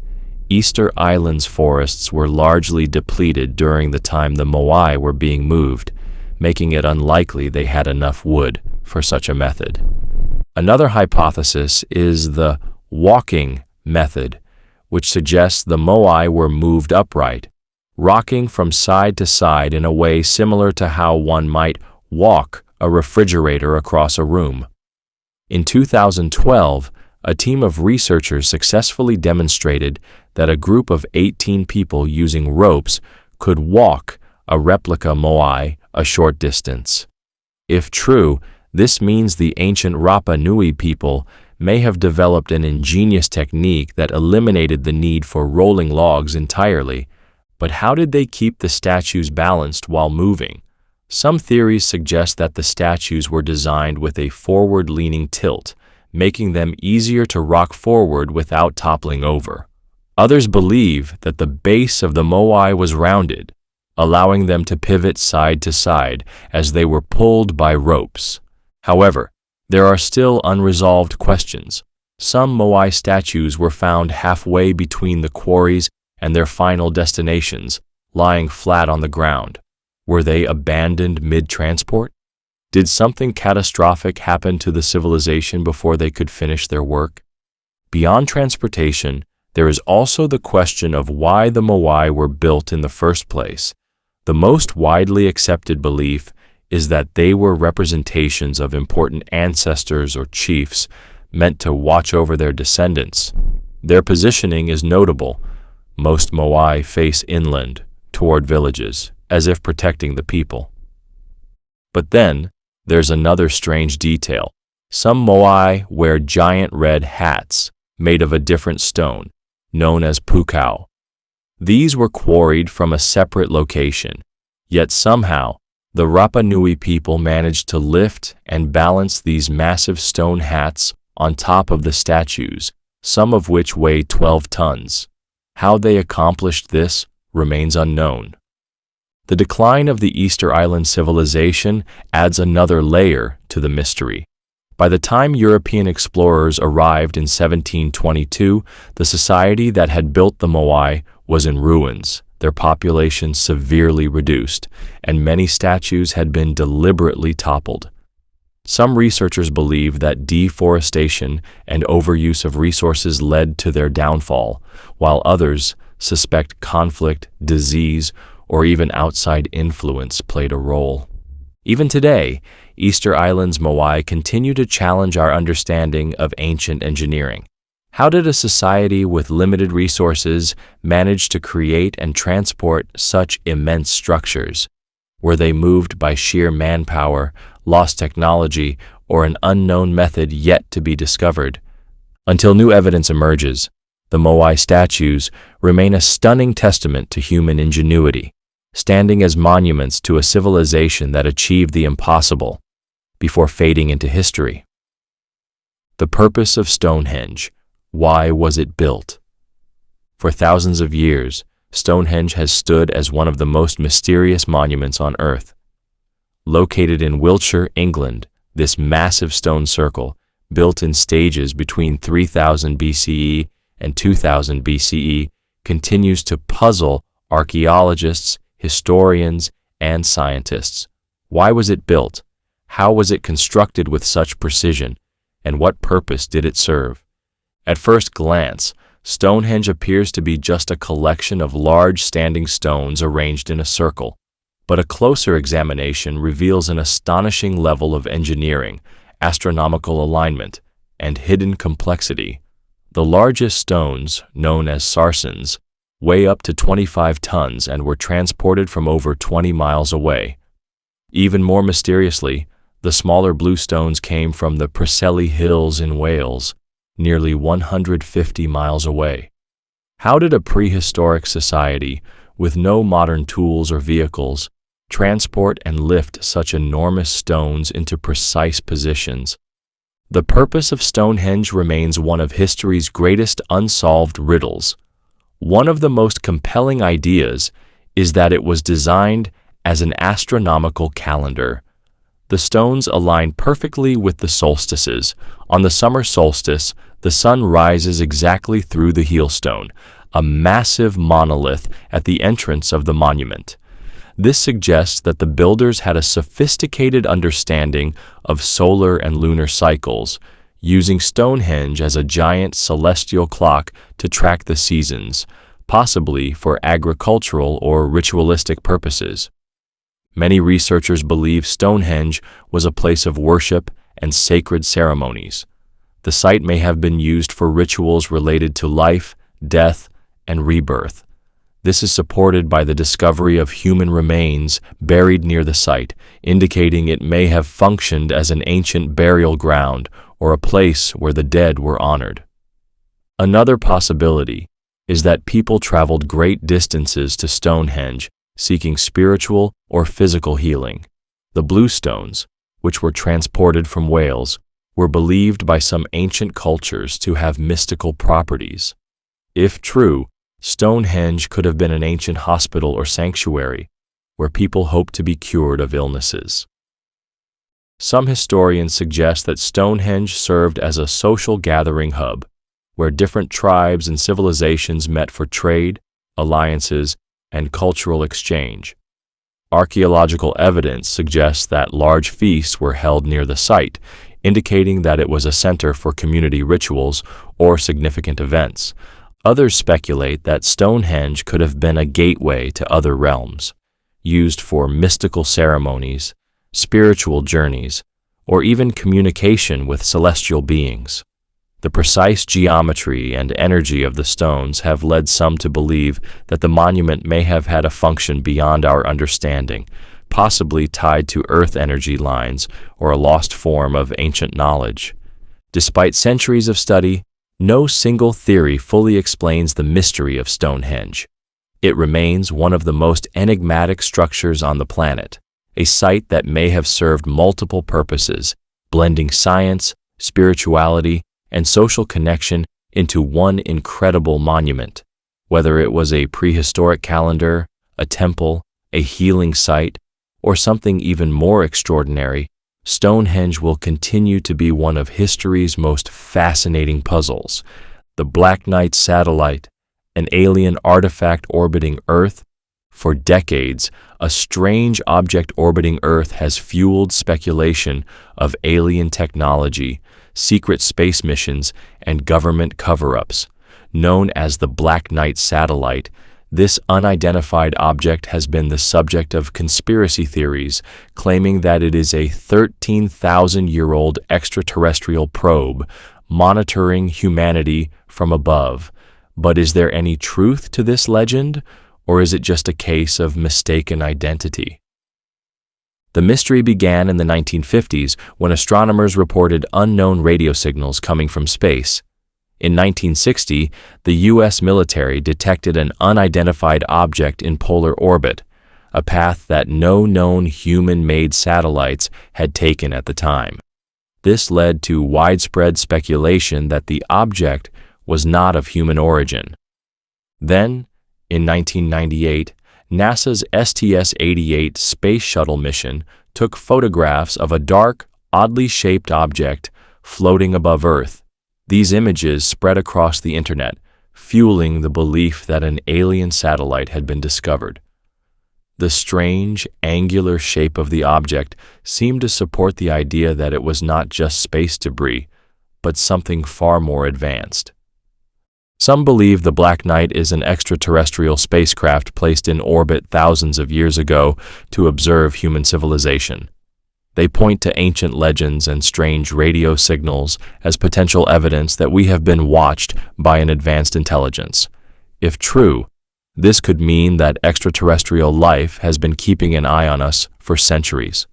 A more conventional explanation is that the object is actually a classified military satellite from the Cold War era. Some suggest it could be an early Soviet or American satellite that lost its signal and became an unidentified piece of space junk. Others argue that the Black Knight might not be a satellite at all, but rather a large piece of space debris, possibly a thermal blanket that came loose from a spacecraft. NASA claims that the 1998 images show nothing more than a piece of discarded insulation from the Endeavour space shuttle.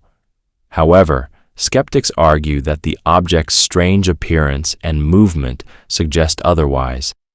Some researchers believe that the original radio signals associated with the Black Knight were actually misinterpreted transmissions from pulsars, distant neutron stars that emit regular bursts of radio waves. The idea that these signals were coming from an alien probe may have been an early misunderstanding in radio astronomy. Despite official explanations dismissing the Black Knight as either a misidentified object or space junk, many still believe that something unusual is orbiting Earth. Could it be that the government is hiding the truth? Or is the Black Knight simply an example of how myths and speculation can transform a mundane object into an extraterrestrial legend?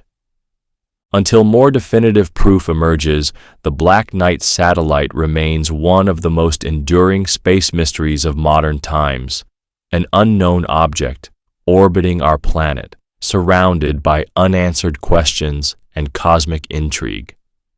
The ancient Baghdad battery, was it an early form of electricity?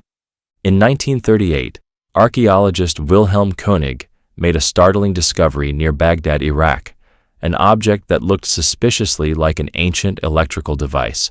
The artifact, now known as the Baghdad battery, consists of a small clay jar containing a copper cylinder and an iron rod. This simple setup closely resembles a primitive electrochemical cell, leading to one of history's most intriguing questions. Did ancient civilizations understand and use electricity?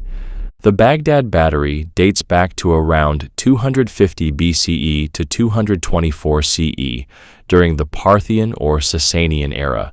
If it was indeed a functioning electrical device, it would mean that humans had knowledge of electricity over 1,000 years before Benjamin Franklin's famous experiments. But what exactly was its purpose? Some researchers believe that when filled with an acidic liquid, such as vinegar, lemon juice, or grape juice, the jar could generate a small electrical current, similar to modern batteries. Tests with replicas of the Baghdad battery have shown that it can produce between 0.5 to 1.5 volts, which, while not enough to power large devices, is enough for electroplating, a process in which a thin layer of metal, like gold or silver, is coated onto another object using an electric current. One theory is that the Baghdad battery was used by ancient craftsmen for gilding jewelry and metalwork, a technique that would have given their artifacts a shiny, luxurious finish. If true, this would suggest that ancient Middle Eastern civilizations had a rudimentary understanding of electricity and its practical applications. However, skeptics argue that the battery may not have been used for electricity at all. Some believe it was simply a storage vessel for holding sacred scrolls or religious texts. Others suggest it could have been used for medicinal purposes, possibly as an early form of acupuncture or pain relief through electrical stimulation. Despite experiments proving that the Baghdad battery could work as an electrical device, there is no direct evidence that ancient people actually used it that way. No written records or additional devices have been found to suggest widespread electrical knowledge in the ancient world. If it truly was an early battery, it raises even bigger questions. Did ancient civilizations possess advanced knowledge that has since been lost? Were they more scientifically sophisticated than we previously believed? Or was this simply a coincidental discovery that never reached its full potential? The mystery of the Baghdad battery remains unsolved. It could be a simple clay jar with an accidental resemblance to a battery, or it could be evidence of a forgotten chapter in the history of technology, one that challenges everything we think we know about ancient innovation. The sudden collapse of the Mayan civilization. What caused it? For over 2,000 years, the Mayan civilization flourished across modern-day Mexico, Guatemala, Belize, Honduras, and El Salvador. They built massive pyramids, advanced cities, complex calendar systems, and intricate writing scripts. At their peak, the Maya were among the most sophisticated societies of the ancient world. Then, suddenly, around the 9th century CE, their great cities were abandoned, their culture fell apart, and their empire crumbled. What happened? The collapse of the Maya civilization remains one of the greatest unsolved mysteries of history. Unlike other fallen empires that were conquered by invaders, there is no single obvious cause for the downfall of the Maya. Instead, it appears that a combination of factors led to their decline. One of the leading theories is that the Maya suffered from a prolonged and devastating drought.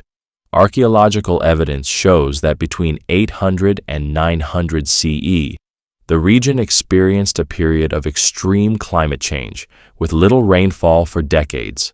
Without water, crops failed, food supplies dwindled, and famine spread. The Maya relied heavily on rain-fed agriculture, so a prolonged drought would have crippled their ability to sustain their massive cities. Another major factor could have been environmental degradation. As the Maya population grew, they cleared large areas of rainforest for farming and construction. This may have led to deforestation and soil erosion, making it harder to grow food. Some researchers believe that the combination of over-farming and climate change created a catastrophic ecological collapse. Internal conflict may have also played a role. The Maya civilization was not a single unified empire, but rather a collection of city-states, each ruled by its own king. While they engaged in trade, alliances, and shared culture, they were also frequently at war with one another. As resources became scarce, warfare may have intensified, leading to political instability, social breakdown, and mass migrations. Some theories suggest that disease contributed to their decline. If a deadly epidemic swept through the region, it could have weakened the population, making it easier for social collapse to take hold. Although there is no direct evidence of a specific disease, European contact later introduced deadly pathogens like smallpox and measles, which devastated indigenous populations. One of the more mysterious theories is that the collapse of the Maya civilization was linked to astronomical or religious factors. The Maya were highly advanced astronomers and tracked celestial events with great precision. Some scholars believe that religious prophecies, combined with natural disasters, may have led to mass panic and societal upheaval. If they interpreted extreme droughts, eclipses, or planetary movements as omens of doom, their leaders may have lost credibility, resulting in political chaos and the abandonment of cities. Despite their collapse, the Maya people did not vanish completely. Their descendants still live in the region today, and many aspects of their language and culture have survived. However, their great cities, once home to tens of thousands, fell into ruins and jungle overgrowth, leaving behind one of history's greatest unsolved mysteries. Was it drought, environmental collapse, warfare, disease, or a mix of all these factors that led to their downfall? Or was there something even more unexpected that we have yet to uncover? Until more evidence is found, the fall of the Maya remains a haunting reminder that even the most advanced civilizations can crumble, and sometimes we may never know why. The Devil's Kettle Waterfall. Where does the water go? In the dense forests of Minnesota's Judge C.R. Magny State Park, a river flows peacefully until it reaches a place where nature seems to defy logic. This strange geological anomaly is known as Devil's Kettle, a split waterfall where one side follows a normal path downstream, while the other side plunges into a mysterious hole, never to be seen again. For decades, researchers, geologists, and curious explorers have tried to solve the riddle: where does the disappearing water go? The Devil's Kettle is part of the Brule River, which flows toward Lake Superior. When the river reaches a massive rock formation, it splits into two.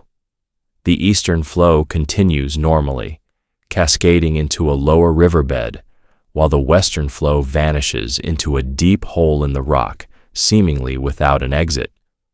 Scientists, hikers, and thrill-seekers have tried everything to track where the missing water ends up, but it has never been found. Over the years, countless experiments have been conducted to trace the lost water. People have dropped brightly colored dyes, ping-pong balls, and even logs into the hole, only to see nothing emerge downstream. This has fueled wild speculation, leading to theories that the Devil's Kettle is connected to underground caverns, hidden tunnels, or even an unknown subterranean river system. One of the leading scientific explanations is that the missing water eventually rejoins the river underground, surfacing further downstream after passing through a network of rock formations. However, no one has been able to directly confirm this theory. The presence of hard volcanic rock in the area complicates the idea of an underground water system, as it is unlikely that erosion could carve large tunnels through such a solid formation. Others believe that the water could be draining into an unknown underground chamber, similar to the way sinkholes and limestone caves form. If this is true, it suggests there may be an undiscovered geological feature beneath the park, one that has yet to be mapped. The Devil's Kettle has also sparked supernatural and folklore-based theories. Some believe the site is a gateway to another dimension or a bottomless pit that leads deep into the earth, never allowing anything to escape. Others think it could be a sacred or cursed place, where nature's laws bend in ways we don't yet understand. In recent years, scientists have proposed using advanced tracking technology, such as GPS sensors and water flow analysis, to determine exactly where the lost water ends up. However, the mystery remains unsolved. Does the water eventually re-emerge further down the river, or does it disappear into an underground world that we have yet to discover? Until definitive evidence is found, Devil's Kettle remains one of nature's greatest enigmas, a place where water vanishes and logic is left behind. The true identity of Jack the Ripper. Who was he? In the foggy streets of Victorian London, a shadowy killer lurked in the darkness, striking fear into the hearts of an entire city. Between August and November of 1888, a series of brutal murders shocked the Whitechapel district. The victims, at least 5 women known as the Canonical Five, were found with their throats slashed and bodies mutilated with terrifying precision. The killer was never caught. His name became infamous. He was Jack the Ripper. More than 130 years later, the true identity of Jack the Ripper remains one of the greatest unsolved mysteries in criminal history. Who was he? Why did he kill? And how did he evade capture in one of the most heavily policed cities of the time? Jack the Ripper was no ordinary murderer. His crimes suggested surgical skill and anatomical knowledge, leading some to believe he was a doctor, butcher, or medical professional. He also seemed to taunt the police, allegedly sending letters signed "From Hell," mocking their inability to catch him. Over the years, hundreds of suspects have been proposed, ranging from local criminals to members of the British royal family. Some of the most famous theories include one of the leading suspects is Montague John Druitt, a barrister with a history of mental illness. He was found dead in the River Thames shortly after the last Ripper murder, leading some to believe he had either taken his own life or was silenced to protect his identity. However, no direct evidence connects him to the crimes. Another major suspect is Aaron Kosminski, a Polish barber who lived in Whitechapel at the time of the murders. In 2019, forensic analysis of DNA found on a shawl supposedly belonging to one of the victims claimed to match Kosminski's genetic profile. However, the reliability of the DNA evidence has been questioned, and no conclusive proof has emerged. Some researchers believe that the Ripper was Dr. Francis Tumblety, an American quack doctor with a known hatred for women.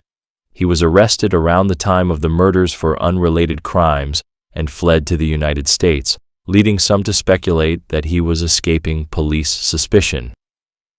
A more controversial theory suggests that the Ripper was a member of the British royal family, specifically Prince Albert Victor, Duke of Clarence.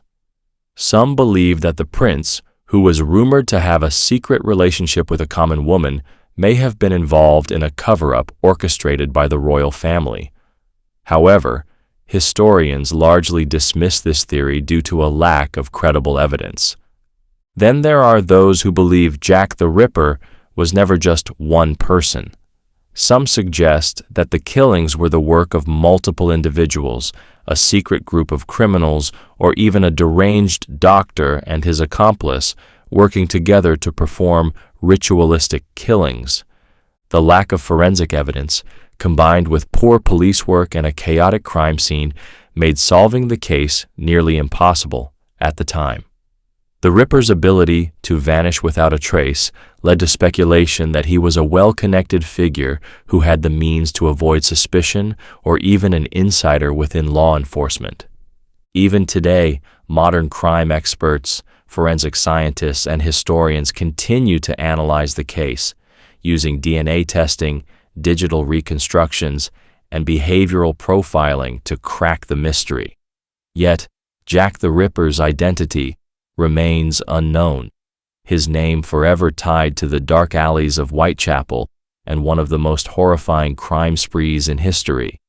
Was he a deranged doctor, a tormented noble, a lunatic barber, or someone who simply disappeared into history?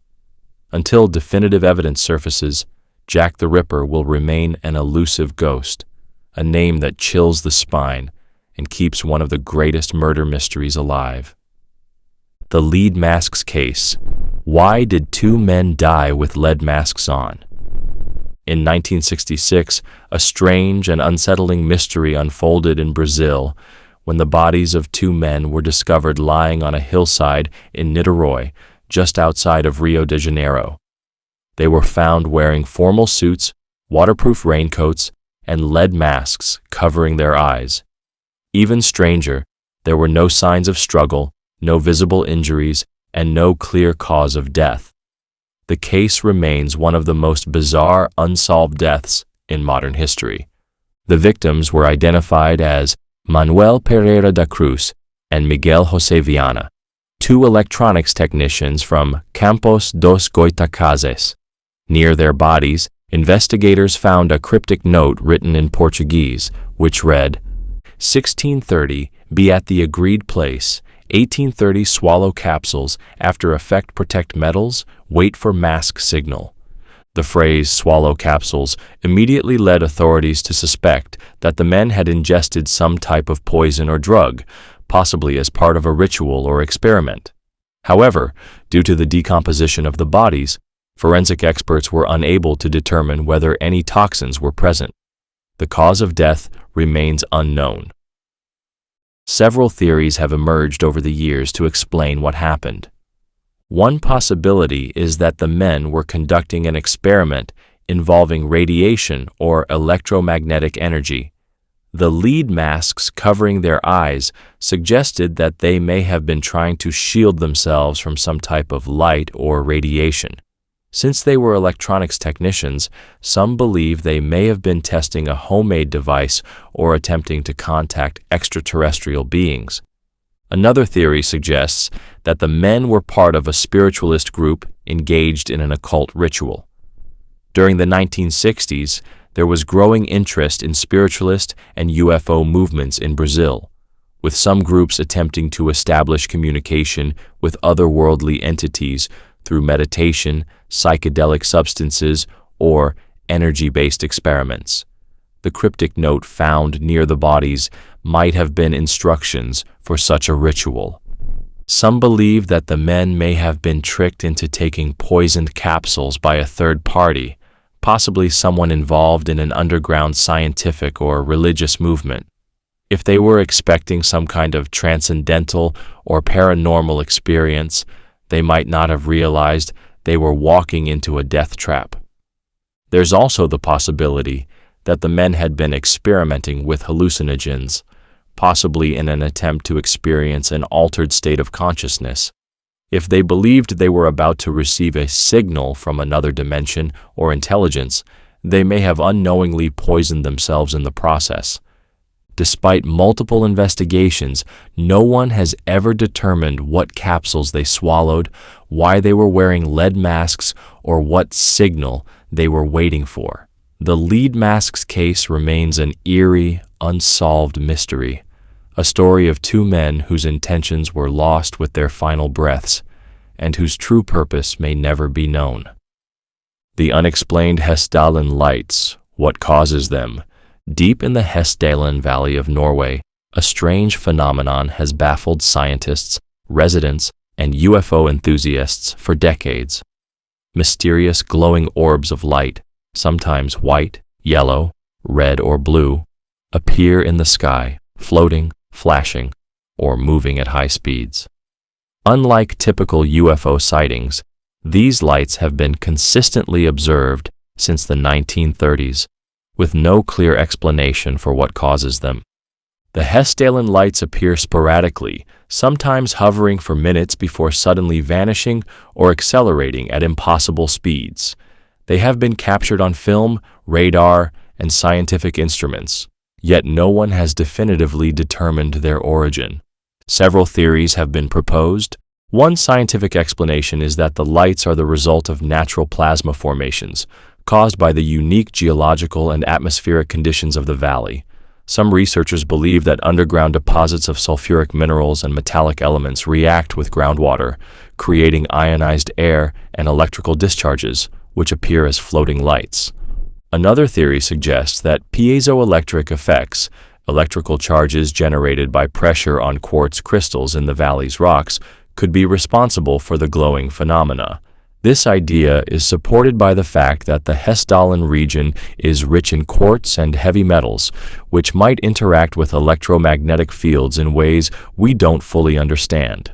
Some researchers believe the lights could be related to ball lightning, a rare and poorly understood electrical phenomenon where glowing spheres of plasma appear during thunderstorms.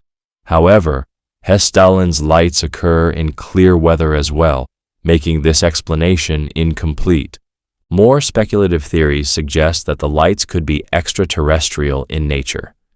UFO enthusiasts point to the fact that the lights exhibit intelligent movement, sometimes appearing to follow people or reacting to observers in ways that don't match natural explanations. Could they be evidence of a hidden alien presence or a portal to another dimension?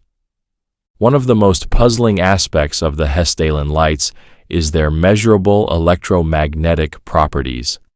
Some scientists who have studied the phenomenon have detected radio waves and electromagnetic fluctuations accompanying the lights, suggesting that they could be a type of unknown energy phenomenon. In the 1980s, the Norwegian government and international scientists launched Project Hessdalen, setting up cameras, radar, and other monitoring equipment to record the lights. While they successfully captured numerous sightings on film, they could not provide a definitive answer for their origin. Unlike many unexplained mysteries, the Hessdalen lights remain an active, ongoing phenomenon. The lights continue to appear, and researchers still study them today, hoping to unlock their secrets. Are they a natural atmospheric anomaly, an unknown energy source, or something beyond our current scientific understanding? Until more evidence is found, the Hessdalen lights remain one of the most intriguing and persistent unexplained mysteries of modern times. The disappearance of the Sodder children. Were they kidnapped? On Christmas Eve in 1945, a fire broke out in the Sodder family home in Fayetteville, West Virginia. George and Jenny Sodder, along with 4 of their children, managed to escape, but 5 of their children, Maurice, 14, Martha, 12, Louis, 9, Jenny, 8, and Betty, 5, were never seen again. Officially, the children were believed to have died in the fire, but strange evidence suggests something far more sinister. Were they actually kidnapped? As the fire raged, George Sodder tried desperately to rescue his missing children. However, a series of bizarre and unexplained circumstances prevented him from doing so. His ladder was missing, making it impossible to climb to the second floor. His trucks, which he had planned to use to reach the windows, wouldn't start, despite working perfectly the day before. The phone lines had been cut, making it impossible to call for help. When firefighters finally arrived, 7 hours later, they found no trace of the children's remains. No bones, no ashes, nothing. Experts later stated that even in the most intense house fires, human bones would have remained. So where did the children go? In the weeks following the fire, several witnesses claimed to have seen the Sodder children alive. A woman working at a local motel reported seeing 4 children matching their description the morning after the fire. Another witness claimed to have seen them in a car driving away from the scene. The Sodders became convinced that their children had been abducted. A strange detail emerged when a local bus driver claimed to have seen a group of men throwing what looked like fireballs onto the Sodder house. This raised suspicions that the fire may have been intentionally set, perhaps as a distraction to cover up the kidnapping. The Sodders spent decades searching for their missing children. In 1967, they received a chilling clue, a photograph of a young man sent anonymously in the mail. On the back, a message read, "Louis Sodder, I love brother Frankie, Elil boys, a 90132 or 35 inches. The Sodders were convinced that this was their missing son, Louis, now an adult. However, attempts to track the sender led nowhere, and the mystery deepened.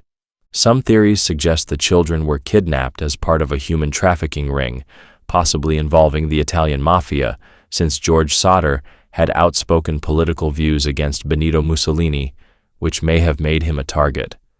Others believe the children were taken for adoption and raised under different names. Despite decades of searching, the fate of the Sodder children remains unknown. The surviving Sodder family members never gave up hope, keeping a billboard up on the highway for over 40 years asking for answers. Were the children really taken? If so, who was responsible, and why? Even today, the disappearance of the Sodder children remains one of the most haunting, unsolved mysteries in American history. The Nazca lines. Why did ancient cultures draw them? In the Peruvian desert, stretching across an area of nearly 200 square miles, lies one of the world's greatest archaeological enigmas, the Nazca lines. These enormous geoglyphs, etched into the earth over 2,000 years ago, depict animals, geometric shapes, and humanoid figures so large they can only be fully seen from the sky. But why did the ancient Nazca people create them? The Nazca lines, which date back to 500 BCE to 500 CE, were made by removing the top layer of reddish-brown desert rock to reveal the lighter-colored earth beneath. Some figures, like the hummingbird, monkey, and spider, are over 900 feet long. Others consist of perfectly straight lines stretching for miles, crossing the desert with incredible precision. One of the biggest mysteries surrounding the Nazca lines is how the ancient people managed to create such enormous and precise designs without modern tools or aerial guidance. The best-known explanation is that they used wooden stakes, rope, and simple geometric calculations to map out the figures from the ground. However, the level of accuracy suggests an advanced understanding of mathematics and engineering. But the real question is, why did they do it? One of the most widely accepted theories is that the Nazca lines were part of a religious or ceremonial practice dedicated to the gods. Some researchers believe the lines were meant to appeal to deities for water, as the Nazca civilization lived in an arid, drought-prone region. The massive drawings may have been part of rituals or prayers for rain. Another theory suggests the lines were an astronomical calendar. Some researchers have found alignments between the Nazca lines and solstices, planetary movements, and star positions. If true, this would mean the Nazca people used the lines as a way to track seasons and celestial events, possibly for agricultural planning. Some believe the Nazca lines served as pilgrimage routes or ceremonial walkways, where people would follow the paths as part of religious processions. This could explain why some lines stretch for miles without forming a specific figure. Then, there's the most controversial theory, that the Nazca lines were created for extraterrestrials. Since the designs can only be fully appreciated from the sky, some have speculated that they were meant to be seen by beings from above. Could the Nazca people have been trying to communicate with gods they believed resided in the heavens, or something else? The Swiss author Erich von Däniken famously suggested that the lines were landing strips for alien spacecraft, though mainstream archaeologists dismiss this idea as pseudoscience. Some researchers have proposed that the lines were territorial markers or a form of artistic expression meant to be seen by the gods looking down upon them rather than humans themselves. Despite decades of study, no single theory has fully explained the purpose of the Nazca lines. Were they religious symbols, astronomical markers, or messages to beings beyond Earth? The answer remains buried beneath the sands of the Peruvian desert, waiting to be uncovered. Until then, the Nazca lines remain one of the most breathtaking and enigmatic wonders of the ancient world. Giant messages from a civilization whose true intentions may never be fully understood. The creation of the Coral Castle. How did one man build it alone? Hidden in Homestead, Florida, stands one of the most astonishing engineering marvels ever created, the Coral Castle. This breathtaking structure, made from over 1,100 tons of limestone, was built single-handedly by one man, Edward Leedskalnin, a Latvian immigrant who stood just 5 feet tall and weighed only 100 pounds. Without modern machinery or help, he somehow carved, lifted, and placed massive stones, some weighing up to 30 tons, with impossible precision. The question remains, how did he do it? Edward Leedskalnin was a reclusive and secretive man. He worked only at night, away from prying eyes. No one ever saw him moving the stones, yet he managed to build an entire complex filled with intricately designed stone structures, including a 9-ton revolving gate that moves with a single touch, a massive obelisk, a sundial, and carefully balanced sculptures. Leedskalnin himself claimed that he had discovered the secrets of the ancient builders, specifically the knowledge of how the Great Pyramids of Egypt were constructed.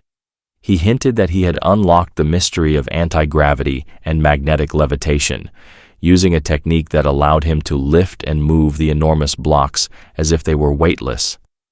Some believe that Leedskalnin was using a form of reverse magnetism or harmonic resonance, where sound frequencies and magnetic fields could be used to manipulate gravity.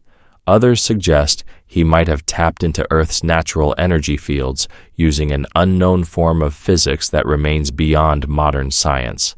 Skeptics argue that Leedskalnin was simply a master stoneworker who devised clever mechanical techniques, such as pulleys, levers, and counterweights, to move the massive stones.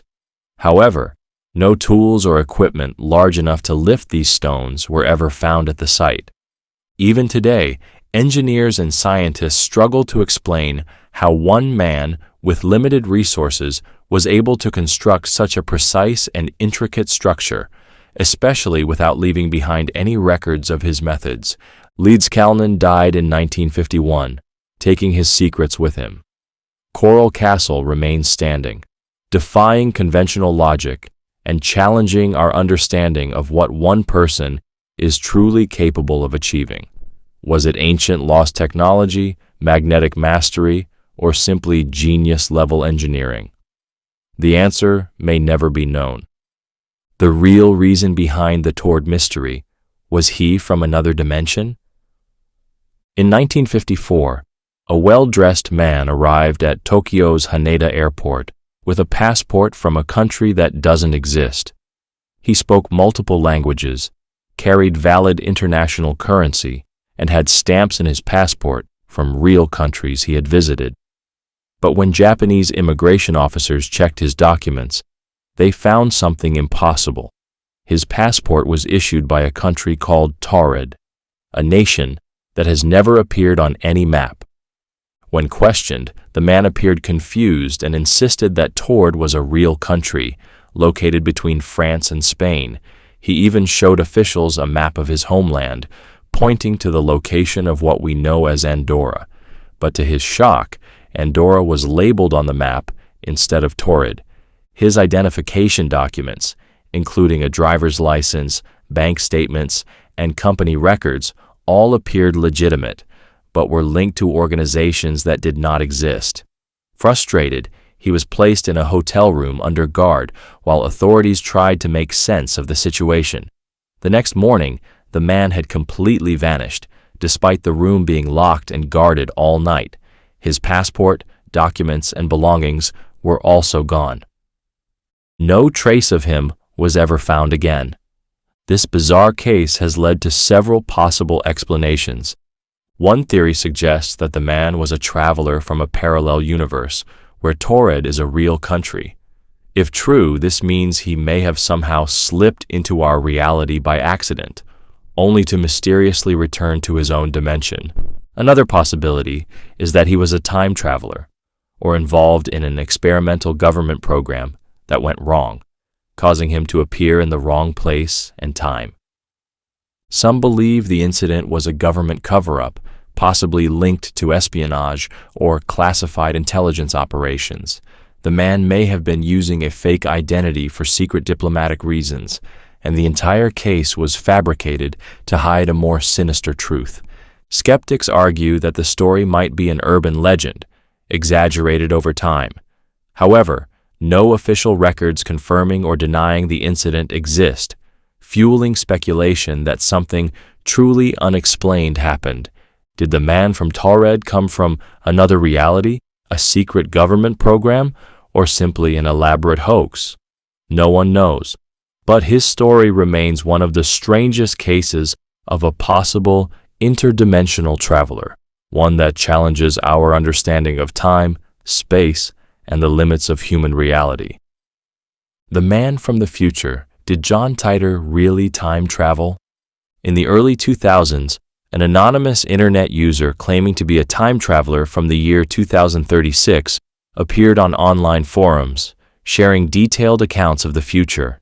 He went by the name John Titor, and his post quickly became one of the most famous and debated time travel mysteries in history. Titor claimed to be a soldier from a post-apocalyptic America, sent back in time as part of a government time travel experiment. According to him, His mission was to retrieve an IBM 5100 computer from 1975, a device supposedly needed in his time to resolve a major computing crisis. He also warned of upcoming world events, including a second American Civil War, global conflicts, and a nuclear exchange in 2015. What made John Titor's story so compelling was his technical knowledge of time travel. He described the workings of his time machine, which he claimed was a C204 gravity distortion unit built by General Electric. He even provided diagrams and scientific explanations for how the machine functioned, claiming it used rotating black holes and gravitational fields to manipulate time. Some of Titor's predictions never came true, most notably his claim that a civil war in the U.S. would begin in 2004 and escalate into a global nuclear war by 2015. However, he also accurately predicted certain technological developments, such as the increasing threat of cyber attacks, tensions between Russia and NATO, and advancements in AI. Skeptics argue that John Titor was a hoax, possibly created by a group of pranksters or a single individual with extensive knowledge of physics and science fiction. Some have linked the hoax to entertainment companies, suggesting it was an elaborate marketing stunt. Others believe that Titor was real, but that his timeline diverged, meaning that his predictions didn't occur in our version of history because his interference altered the course of events. Despite extensive investigations, the true identity of John Titor has never been discovered. His posts stopped suddenly in 2001, and he has never been heard from again. Was he a real time traveler or simply one of the greatest internet hoaxes of all time? Until concrete proof is found, the mystery of John Titor remains unsolved, one of the most intriguing cases of alleged time travel in modern history. The UFO incident at Rendlesham Forest. What did the military see? In December 1980, a series of unexplained events unfolded in Rendlesham Forest, England, near two NATO air bases, RAF Bentwaters and RAF Woodbridge, operated by the U.S. military. What started as strange lights in the woods quickly escalated into one of the most compelling UFO encounters ever recorded, often referred to as Britain's Roswell. On the night of December 26th, multiple U.S. Air Force personnel reported seeing strange flashing lights descending into the forest. Security teams were sent to investigate and encountered a glowing metallic object hovering above the ground. Some described it as triangular-shaped, emitting a bright white light with red and blue pulsating lights. As they approached, their radios malfunctioned, and the object appeared to move erratically, defying conventional physics. The next day, further investigations revealed strange impressions on the ground, burn marks on trees, and higher than normal radiation readings at the site.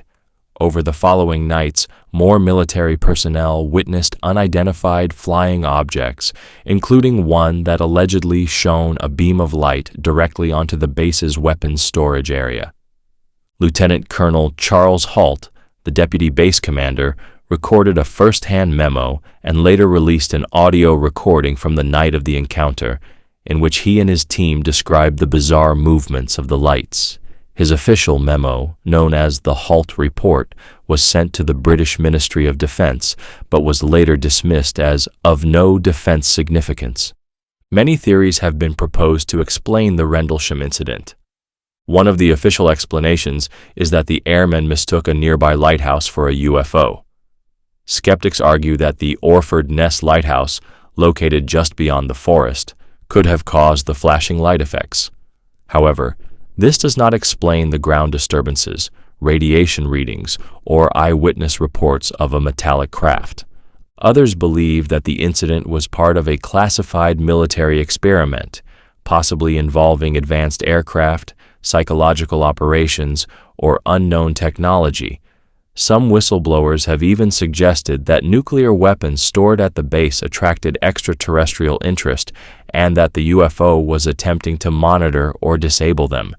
UFO researchers consider the Rendlesham case one of the strongest pieces of evidence for extraterrestrial contact, as it involves high-ranking military officials, multiple witnesses, physical evidence, and official reports. Was this a genuine UFO encounter, a secret government test, or a mass psychological event? Despite years of speculation, the Rendlesham Forest UFO mystery remains unsolved, one of the most chilling and credible cases of potential extraterrestrial visitation in modern history. The Havana Syndrome: what is causing these brain injuries? In 2016, American and Canadian diplomats stationed in Havana, Cuba, began experiencing mysterious neurological symptoms: dizziness, intense headaches, nausea, memory loss, and even permanent brain damage. Some described hearing piercing, high-pitched noises, feeling sudden pressure in their heads, and experiencing debilitating confusion. Over the years, similar cases emerged among U.S. personnel in China, Russia, Germany, and even Washington, D.C. The cause remains unknown, and Havana Syndrome has become one of the most perplexing modern medical and national security mysteries. The symptoms resemble a traumatic brain injury, yet the affected individuals had suffered no physical trauma. Medical scans of some victims revealed brain abnormalities similar to those seen in concussions, but without any external blows. Some even developed chronic neurological conditions, including vision and balance problems, hearing loss, and cognitive decline. Several theories have been proposed to explain Havana Syndrome. One of the most widely discussed possibilities is that the victims were targeted by a directed energy weapon, possibly using microwave or sonic waves. Some scientists believe that a high-energy microwave pulse could penetrate the skull, disrupt brain function, and create the illusion of hearing strange sounds. If true, this would suggest the attacks were intentional and carried out by a foreign intelligence agency, possibly as covert warfare against U.S. and allied diplomats. A 2018 study by U.S. researchers supported the microwave theory, citing previous military experiments where directed energy weapons caused similar symptoms. If such weapons exist, they would allow silent, long-range attacks capable of disabling a target without leaving physical evidence.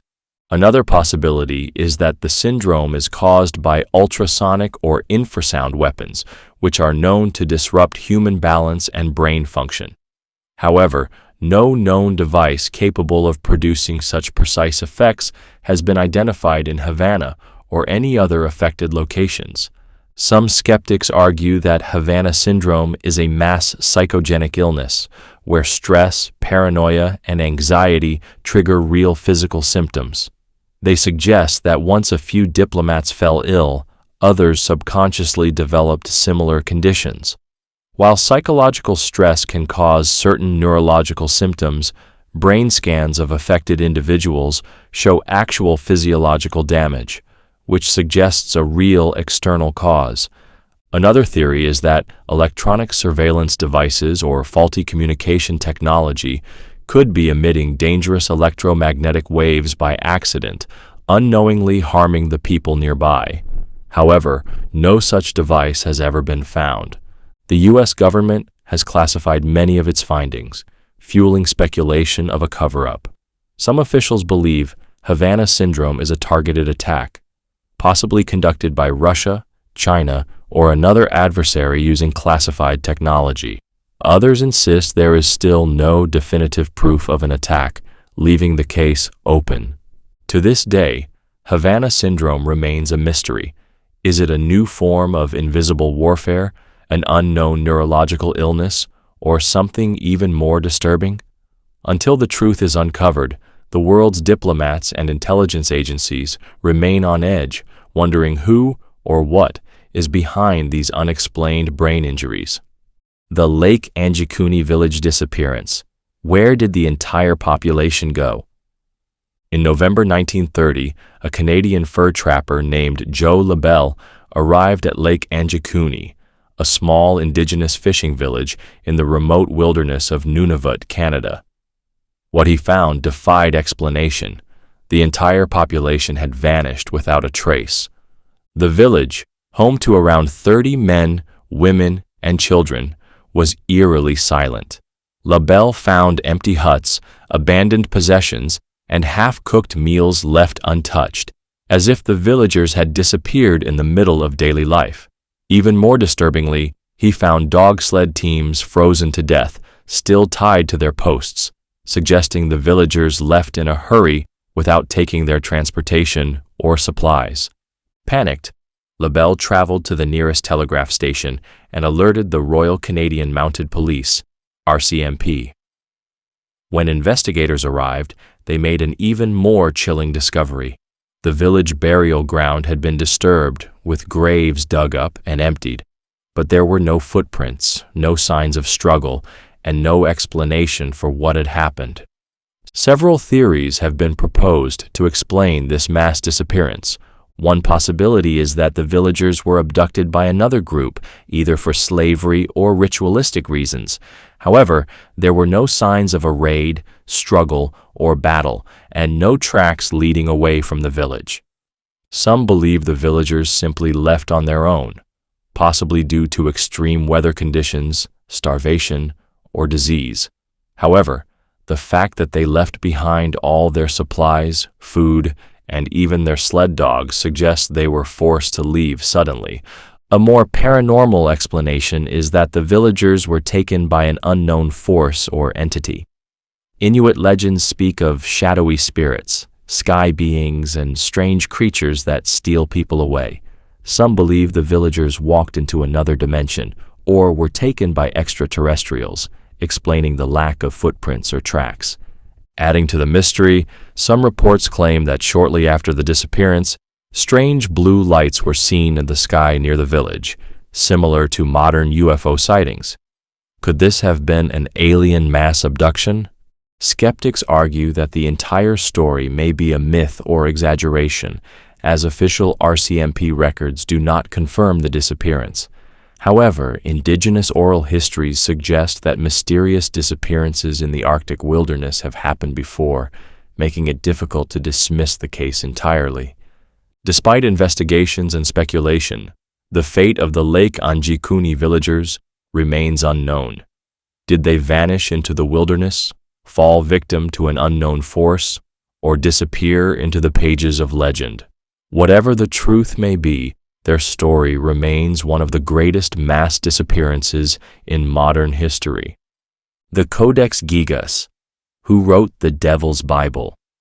Among the most mysterious medieval manuscripts in the world, the Codex Gigas, also known as the Devil's Bible, is an enormous book that weighs 165 pounds and stretches 3 feet in length. Created in the 13th century, this giant manuscript is famous not only for its bizarre size, but also for its eerie content, including a full-page illustration of the devil that has fueled speculation about its origins. The book is believed to have been written by a single person, a task that would have taken decades. However, studies of the handwriting show no visible signs of aging or inconsistency, suggesting that it may have been completed in an impossibly short time. How could one person write such a massive text without any errors or pauses? According to legend, the Codex Gigas was written by a monk who made a pact with the devil. The story goes that a Benedictine monk in Bohemia, modern-day Czech Republic, broke his vows and was sentenced to death by being walled up alive. In desperation, he promised to write the greatest book the world had ever seen in one night in exchange for his life. Realizing this was impossible, he supposedly prayed to Lucifer for help. The devil answered his plea, completing the manuscript in a single night, and the monk added the large portrait of Satan as a tribute to his dark benefactor. While historians dismiss this as a medieval myth, the book's contents are still puzzling. It includes the entire Latin Bible, along with grim medical texts, exorcism rituals, and dark spells. Stranger still, several pages are missing, raising the question, was something deliberately removed? If so, why?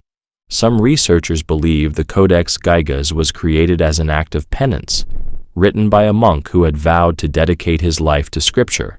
However, others argue that the sheer size and effort required to produce the book suggests an unknown purpose, one that may have been hidden within its missing pages. Was the Codex Gigas simply the work of a dedicated scribe, or was it truly a product of supernatural forces? Even today, the book radiates an unsettling aura, leaving scholars and conspiracy theorists to wonder if the devil himself played a hand in its creation. The unknown secret chambers in the Great Pyramid, what lies within? The Great Pyramid of Giza, one of the most awe-inspiring and mysterious structures ever built, has stood for over 4,500 years. Yet, it still holds secrets beneath its ancient stones. While the pyramid has been extensively studied, modern technology has revealed hidden chambers deep within, sparking speculation about what could be concealed inside. In 2017, researchers using cosmic ray scans discovered a massive void above the Grand Gallery, a space so large that it rivals the King's Chamber. This cavity, located near the center of the pyramid, has remained completely inaccessible, leading to theories that it could contain lost artifacts, a hidden burial chamber, or even a sacred text that rewrites history. Theories about these secret chambers vary widely. One possibility is that these voids are simply structural, spaces intentionally left to redistribute weight and prevent collapse. However, this does not explain why these chambers were completely sealed off and never documented in ancient texts. Some believe that the true burial chamber of Pharaoh Khufu, the pyramid's builder, has never been found and that it may still be hidden in one of these secret rooms. If true, it could contain priceless artifacts, mummies, or inscriptions revealing long-lost knowledge of ancient Egyptian civilization.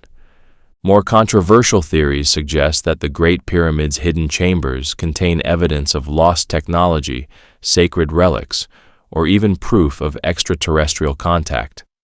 Some claim that ancient Egyptians had knowledge far beyond what we currently believe, and that these chambers might hold evidence of advanced engineering techniques that defy conventional understanding.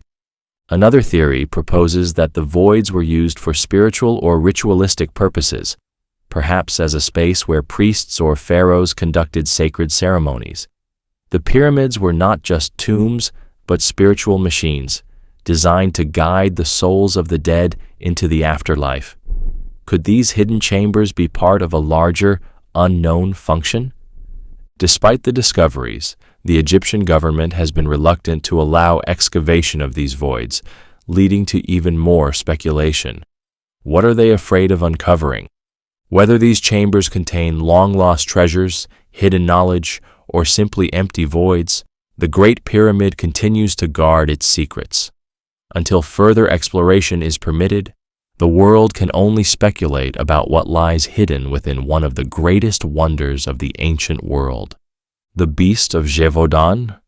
Was it a real werewolf?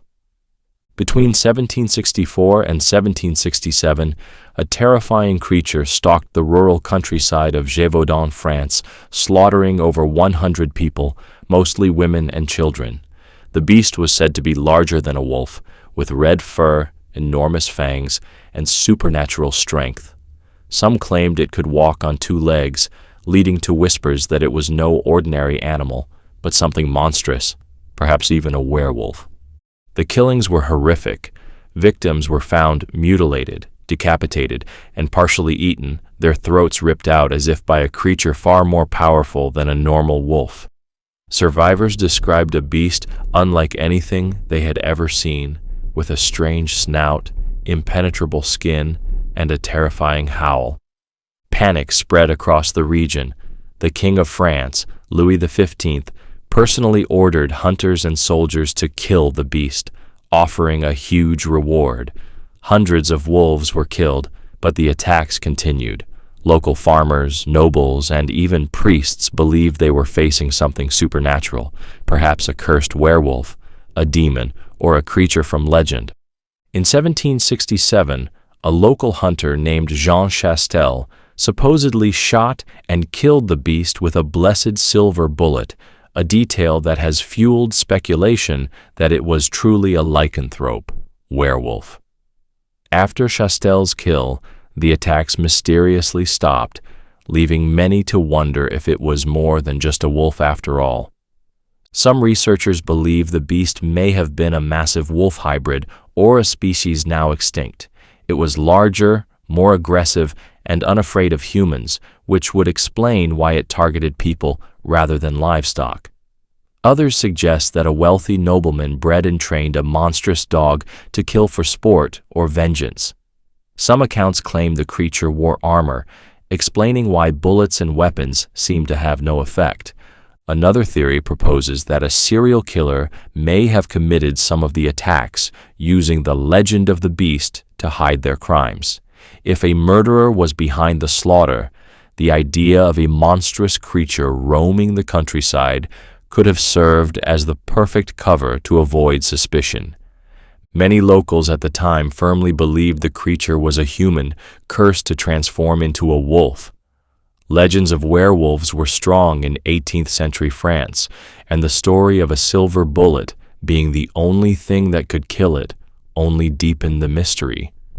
Even today, the true nature of the beast of Gévaudan remains unknown.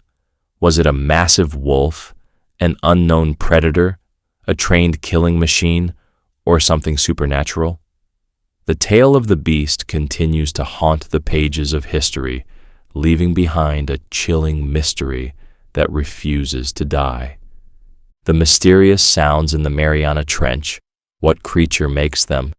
Deep within the Mariana Trench, the deepest part of the ocean, strange and unexplained sounds have been recorded, noises so bizarre that scientists still struggle to identify their source. This trench, located in the Pacific Ocean, plunges over 36,000 feet deep, making it one of the most mysterious and least explored regions on Earth. The strange sounds, which have been detected by underwater microphones, have raised a haunting question. Is something unknown lurking in the abyss?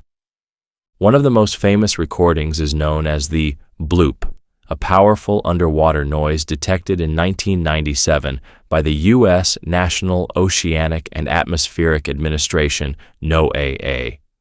The sound was so loud that it was picked up by sensors over 3,000 miles apart, leading some to speculate that it could have been produced by an unknown sea creature larger than a blue whale. However, later research suggested the bloop was likely caused by glacial movements, known as icequakes. More recently, scientists have recorded a strange, unidentified sound known as the Western Pacific biotwang, a low-frequency noise mixed with high-pitched metallic tones. The sound, which lasts for 3 to 5 seconds, has been detected in the Mariana Trench multiple times. Unlike the bloop, which was linked to ice activity, this sound seems biological in origin, leading some researchers to believe it could be the call of a mysterious deep-sea creature that has never been identified. The possibilities for what could be making these eerie sounds are both scientific and speculative. Some marine biologists believe that an unknown species of deep-sea whale could be responsible, using a vocalization technique not yet documented by science. The extreme pressures and darkness of the trench make it a prime location for undiscovered species, and scientists acknowledge that only a tiny fraction of the ocean's deepest regions have been explored. If a new species exists at such depths, it would likely have adaptations unlike anything seen before, making its calls and behaviors completely alien to human understanding. Others suggest that these sounds could be produced by enormous, unknown sea creatures, possibly remnants of prehistoric marine life that survived in the trench's isolated environment. Some speculate that gigantic squids, deep-sea serpents, or even creatures resembling ancient sea monsters could exist in the trench's crushing darkness, remaining undetected for millennia.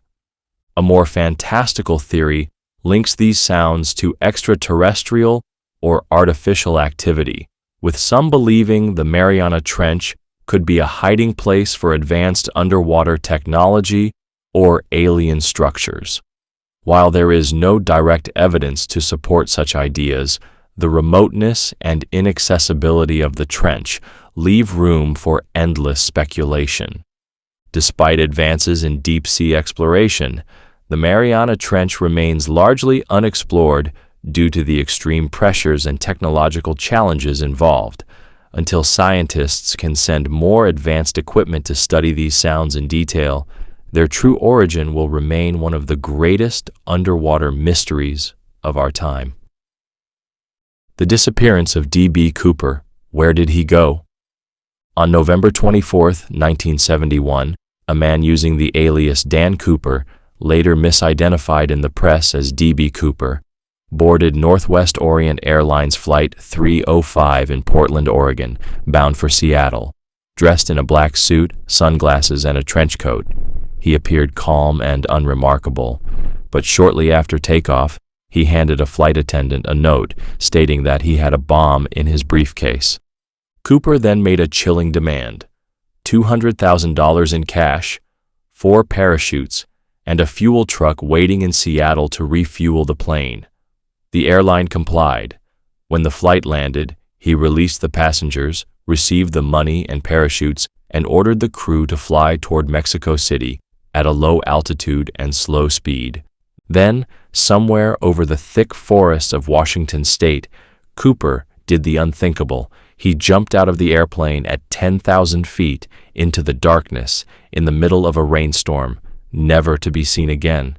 Despite a massive manhunt, no trace of Cooper was ever found. The FBI searched the suspected landing area extensively, but never located his body, parachute, or most of the stolen money. Years later, in 1980, an astonishing clue emerged.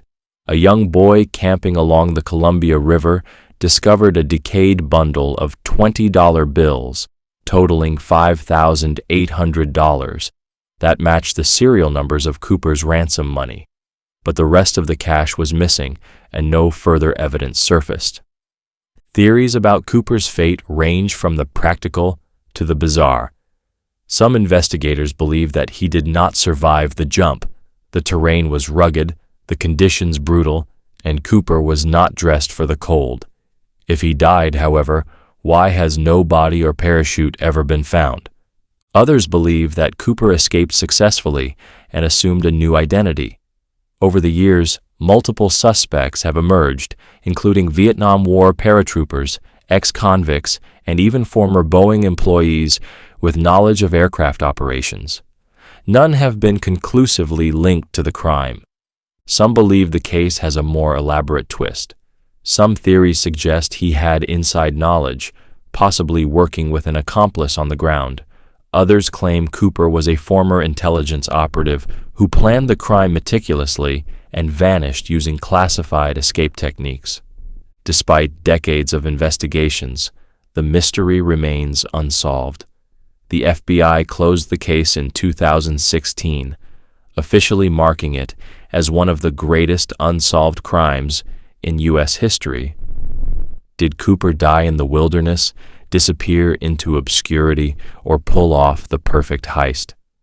The truth remains as elusive as the man himself. The ancient Sumerian kings list.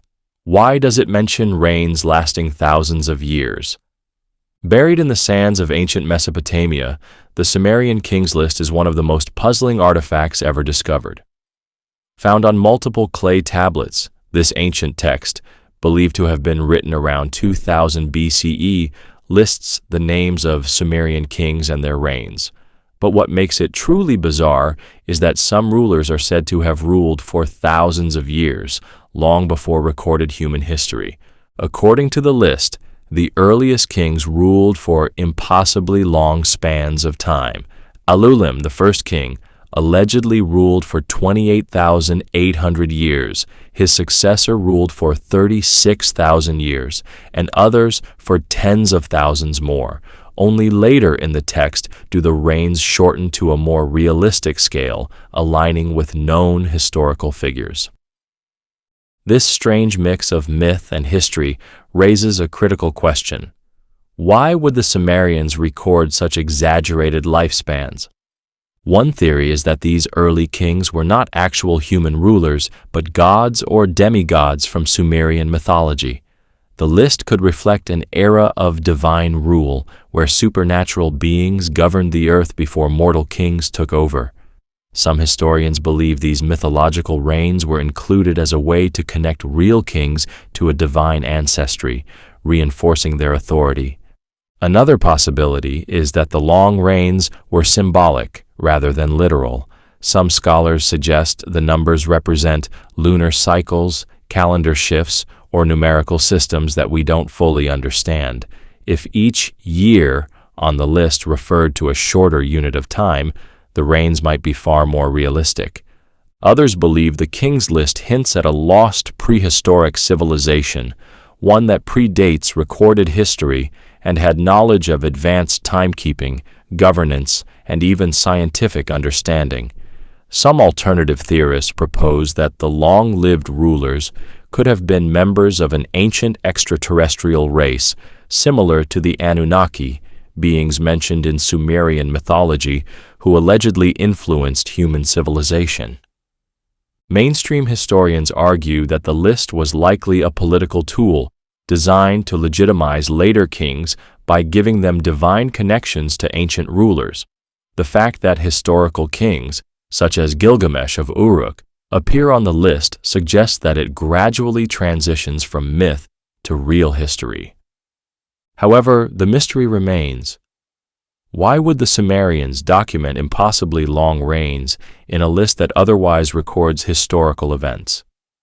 Was it a lost numerical system, a record of forgotten gods, or something even more extraordinary? Until more evidence emerges, the Sumerian King's List remains one of the most mysterious and controversial documents of the ancient world, a relic that challenges our understanding of human history. The Baltic Sea anomaly, an underwater UFO or natural formation. In 2011, a team of Swedish treasure hunters known as Ocean X discovered something extraordinary at the bottom of the Baltic Sea. Using sonar technology, they detected a massive circular structure nearly 200 feet in diameter, resting on the ocean floor.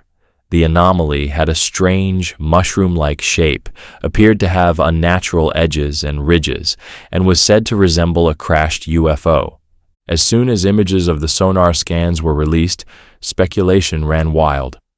Some believed it to be a sunken alien spacecraft, citing its disc-like shape and apparent landing tracks, a 1,300-foot-long path leading up to the object, as if it had skidded to a stop before settling on the seabed. Others pointed to its strange grooves and stair-like structures, claiming it looked man-made rather than a natural rock formation. Theories about the Baltic Sea anomaly range from the extraordinary to the scientific. Some researchers argue that the structure is simply a glacial deposit, formed naturally over thousands of years as ice sheets moved across the region. The sonar images, they claim, may exaggerate its artificial appearance, making it seem more mysterious than it really is. Others suggest that it could be a long-lost ancient structure, similar to underwater ruins like Yonaguni in Japan. If so, it could be evidence of an advanced civilization that once existed before being swallowed by rising sea levels. However, no artifacts, tools, or carvings have been found nearby to support this idea. One of the strangest aspects of the anomaly is that electronic devices malfunction when near it. Divers who attempted to explore it reported that their cameras, compasses, and other equipment stopped working as they approached, only to function normally once they moved away. This has fueled speculation that the object might contain an unknown form of energy or even be part of a buried extraterrestrial craft. Skeptics argue that the electronic interference could simply be caused by high levels of magnetic minerals in the rock, though no conclusive tests have been done to confirm this. To this day, no full excavation has been conducted. Ocean X made multiple dives to the site, but faced logistical challenges, lack of funding, and skepticism from mainstream scientists. Without detailed exploration, the true nature of the Baltic Sea anomaly remains unknown. Is it an ancient megalith, a rare geological feature, or a crashed UFO resting in the silent depths of the ocean? Until further investigations provide concrete answers, the anomaly remains one of the most mysterious underwater discoveries of modern times. The real purpose of Göbekli Tepe. Why was it buried? In 1994, archaeologists in Turkey uncovered what is now considered one of the most significant discoveries in human history, the ancient site of Göbekli Tepe. Dated to around 9,600 BCE, this massive temple complex is over 12,000 years old, predating Stonehenge by 6,000 years and the Egyptian pyramids by 7,000 years. It is the oldest known megalithic site in the world. What makes Göbekli Tepe so mysterious is that it rewrites everything we thought we knew about early human civilization. Before its discovery, scholars believed that large-scale organized societies only developed after the invention of agriculture. But Göbekli Tepe suggests the opposite, that religion and spiritual centers may have come first, leading to the rise of farming and permanent settlements. The site consists of massive, intricately carved stone pillars, some standing over 18 feet tall and weighing up to 50 tons. These pillars are arranged in circular formations, with carvings of animals, mythical creatures, and strange humanoid figures. The level of craftsmanship is astonishing, considering that the people who built it had no metal tools, no wheels, and were still primarily hunter-gatherers. One of the greatest mysteries surrounding Göbekli Tepe is why it was deliberately buried. Unlike many ancient ruins that were simply abandoned and covered over time, Göbekli Tepe was intentionally filled in with sand and debris around 8,000 BCE, an effort that would have required enormous labor. The reason for this remains unclear. Some archaeologists believe it was a ritualistic burial, possibly marking the end of a religious era. Others speculate that the site was abandoned due to changing beliefs, or that the builders covered it to preserve it for future generations. There is also the possibility that Göbekli Tepe was buried to protect it from an impending disaster. Some researchers suggest that a cataclysmic event, such as a comet impact or rapid climate change, forced the inhabitants to conceal the site before they left. This theory aligns with the Younger Dryas impact hypothesis, which proposes that a cosmic impact around 12,800 years ago triggered dramatic environmental changes, possibly causing the collapse of early civilizations. Adding to the mystery, Göbekli Tepe has no signs of being a typical settlement. No homes, no cooking areas, no burial sites. This suggests it was not a city, but a purely ceremonial site, possibly a place of pilgrimage or a center of spiritual and astronomical knowledge. Some researchers believe its massive stone circles aligned with celestial movements, making it an ancient observatory or temple dedicated to the stars. Alternative theories propose that Göbekli Tepe was built by an unknown advanced civilization, perhaps even one that predates recorded history. The complexity of its construction has led some to question whether hunter-gatherers could have created such an elaborate structure without external influence. Some even speculate about lost civilizations or extraterrestrial connections, though there is no direct evidence supporting these claims. Despite decades of excavation, only 5% of Göbekli Tepe has been uncovered, meaning that the majority of its secrets remain buried beneath the Turkish landscape. What else lies hidden beneath the soil? Could further discoveries rewrite our understanding of human origins even more? The deliberate burial of Göbekli Tepe raises more questions than answers. Was it covered up to protect sacred knowledge, to mark the end of an era, or to hide something we have yet to understand? Until more of the site is unearthed, Göbekli Tepe remains one of the greatest enigmas of the ancient world, a place that challenges everything we think we know about the dawn of civilization.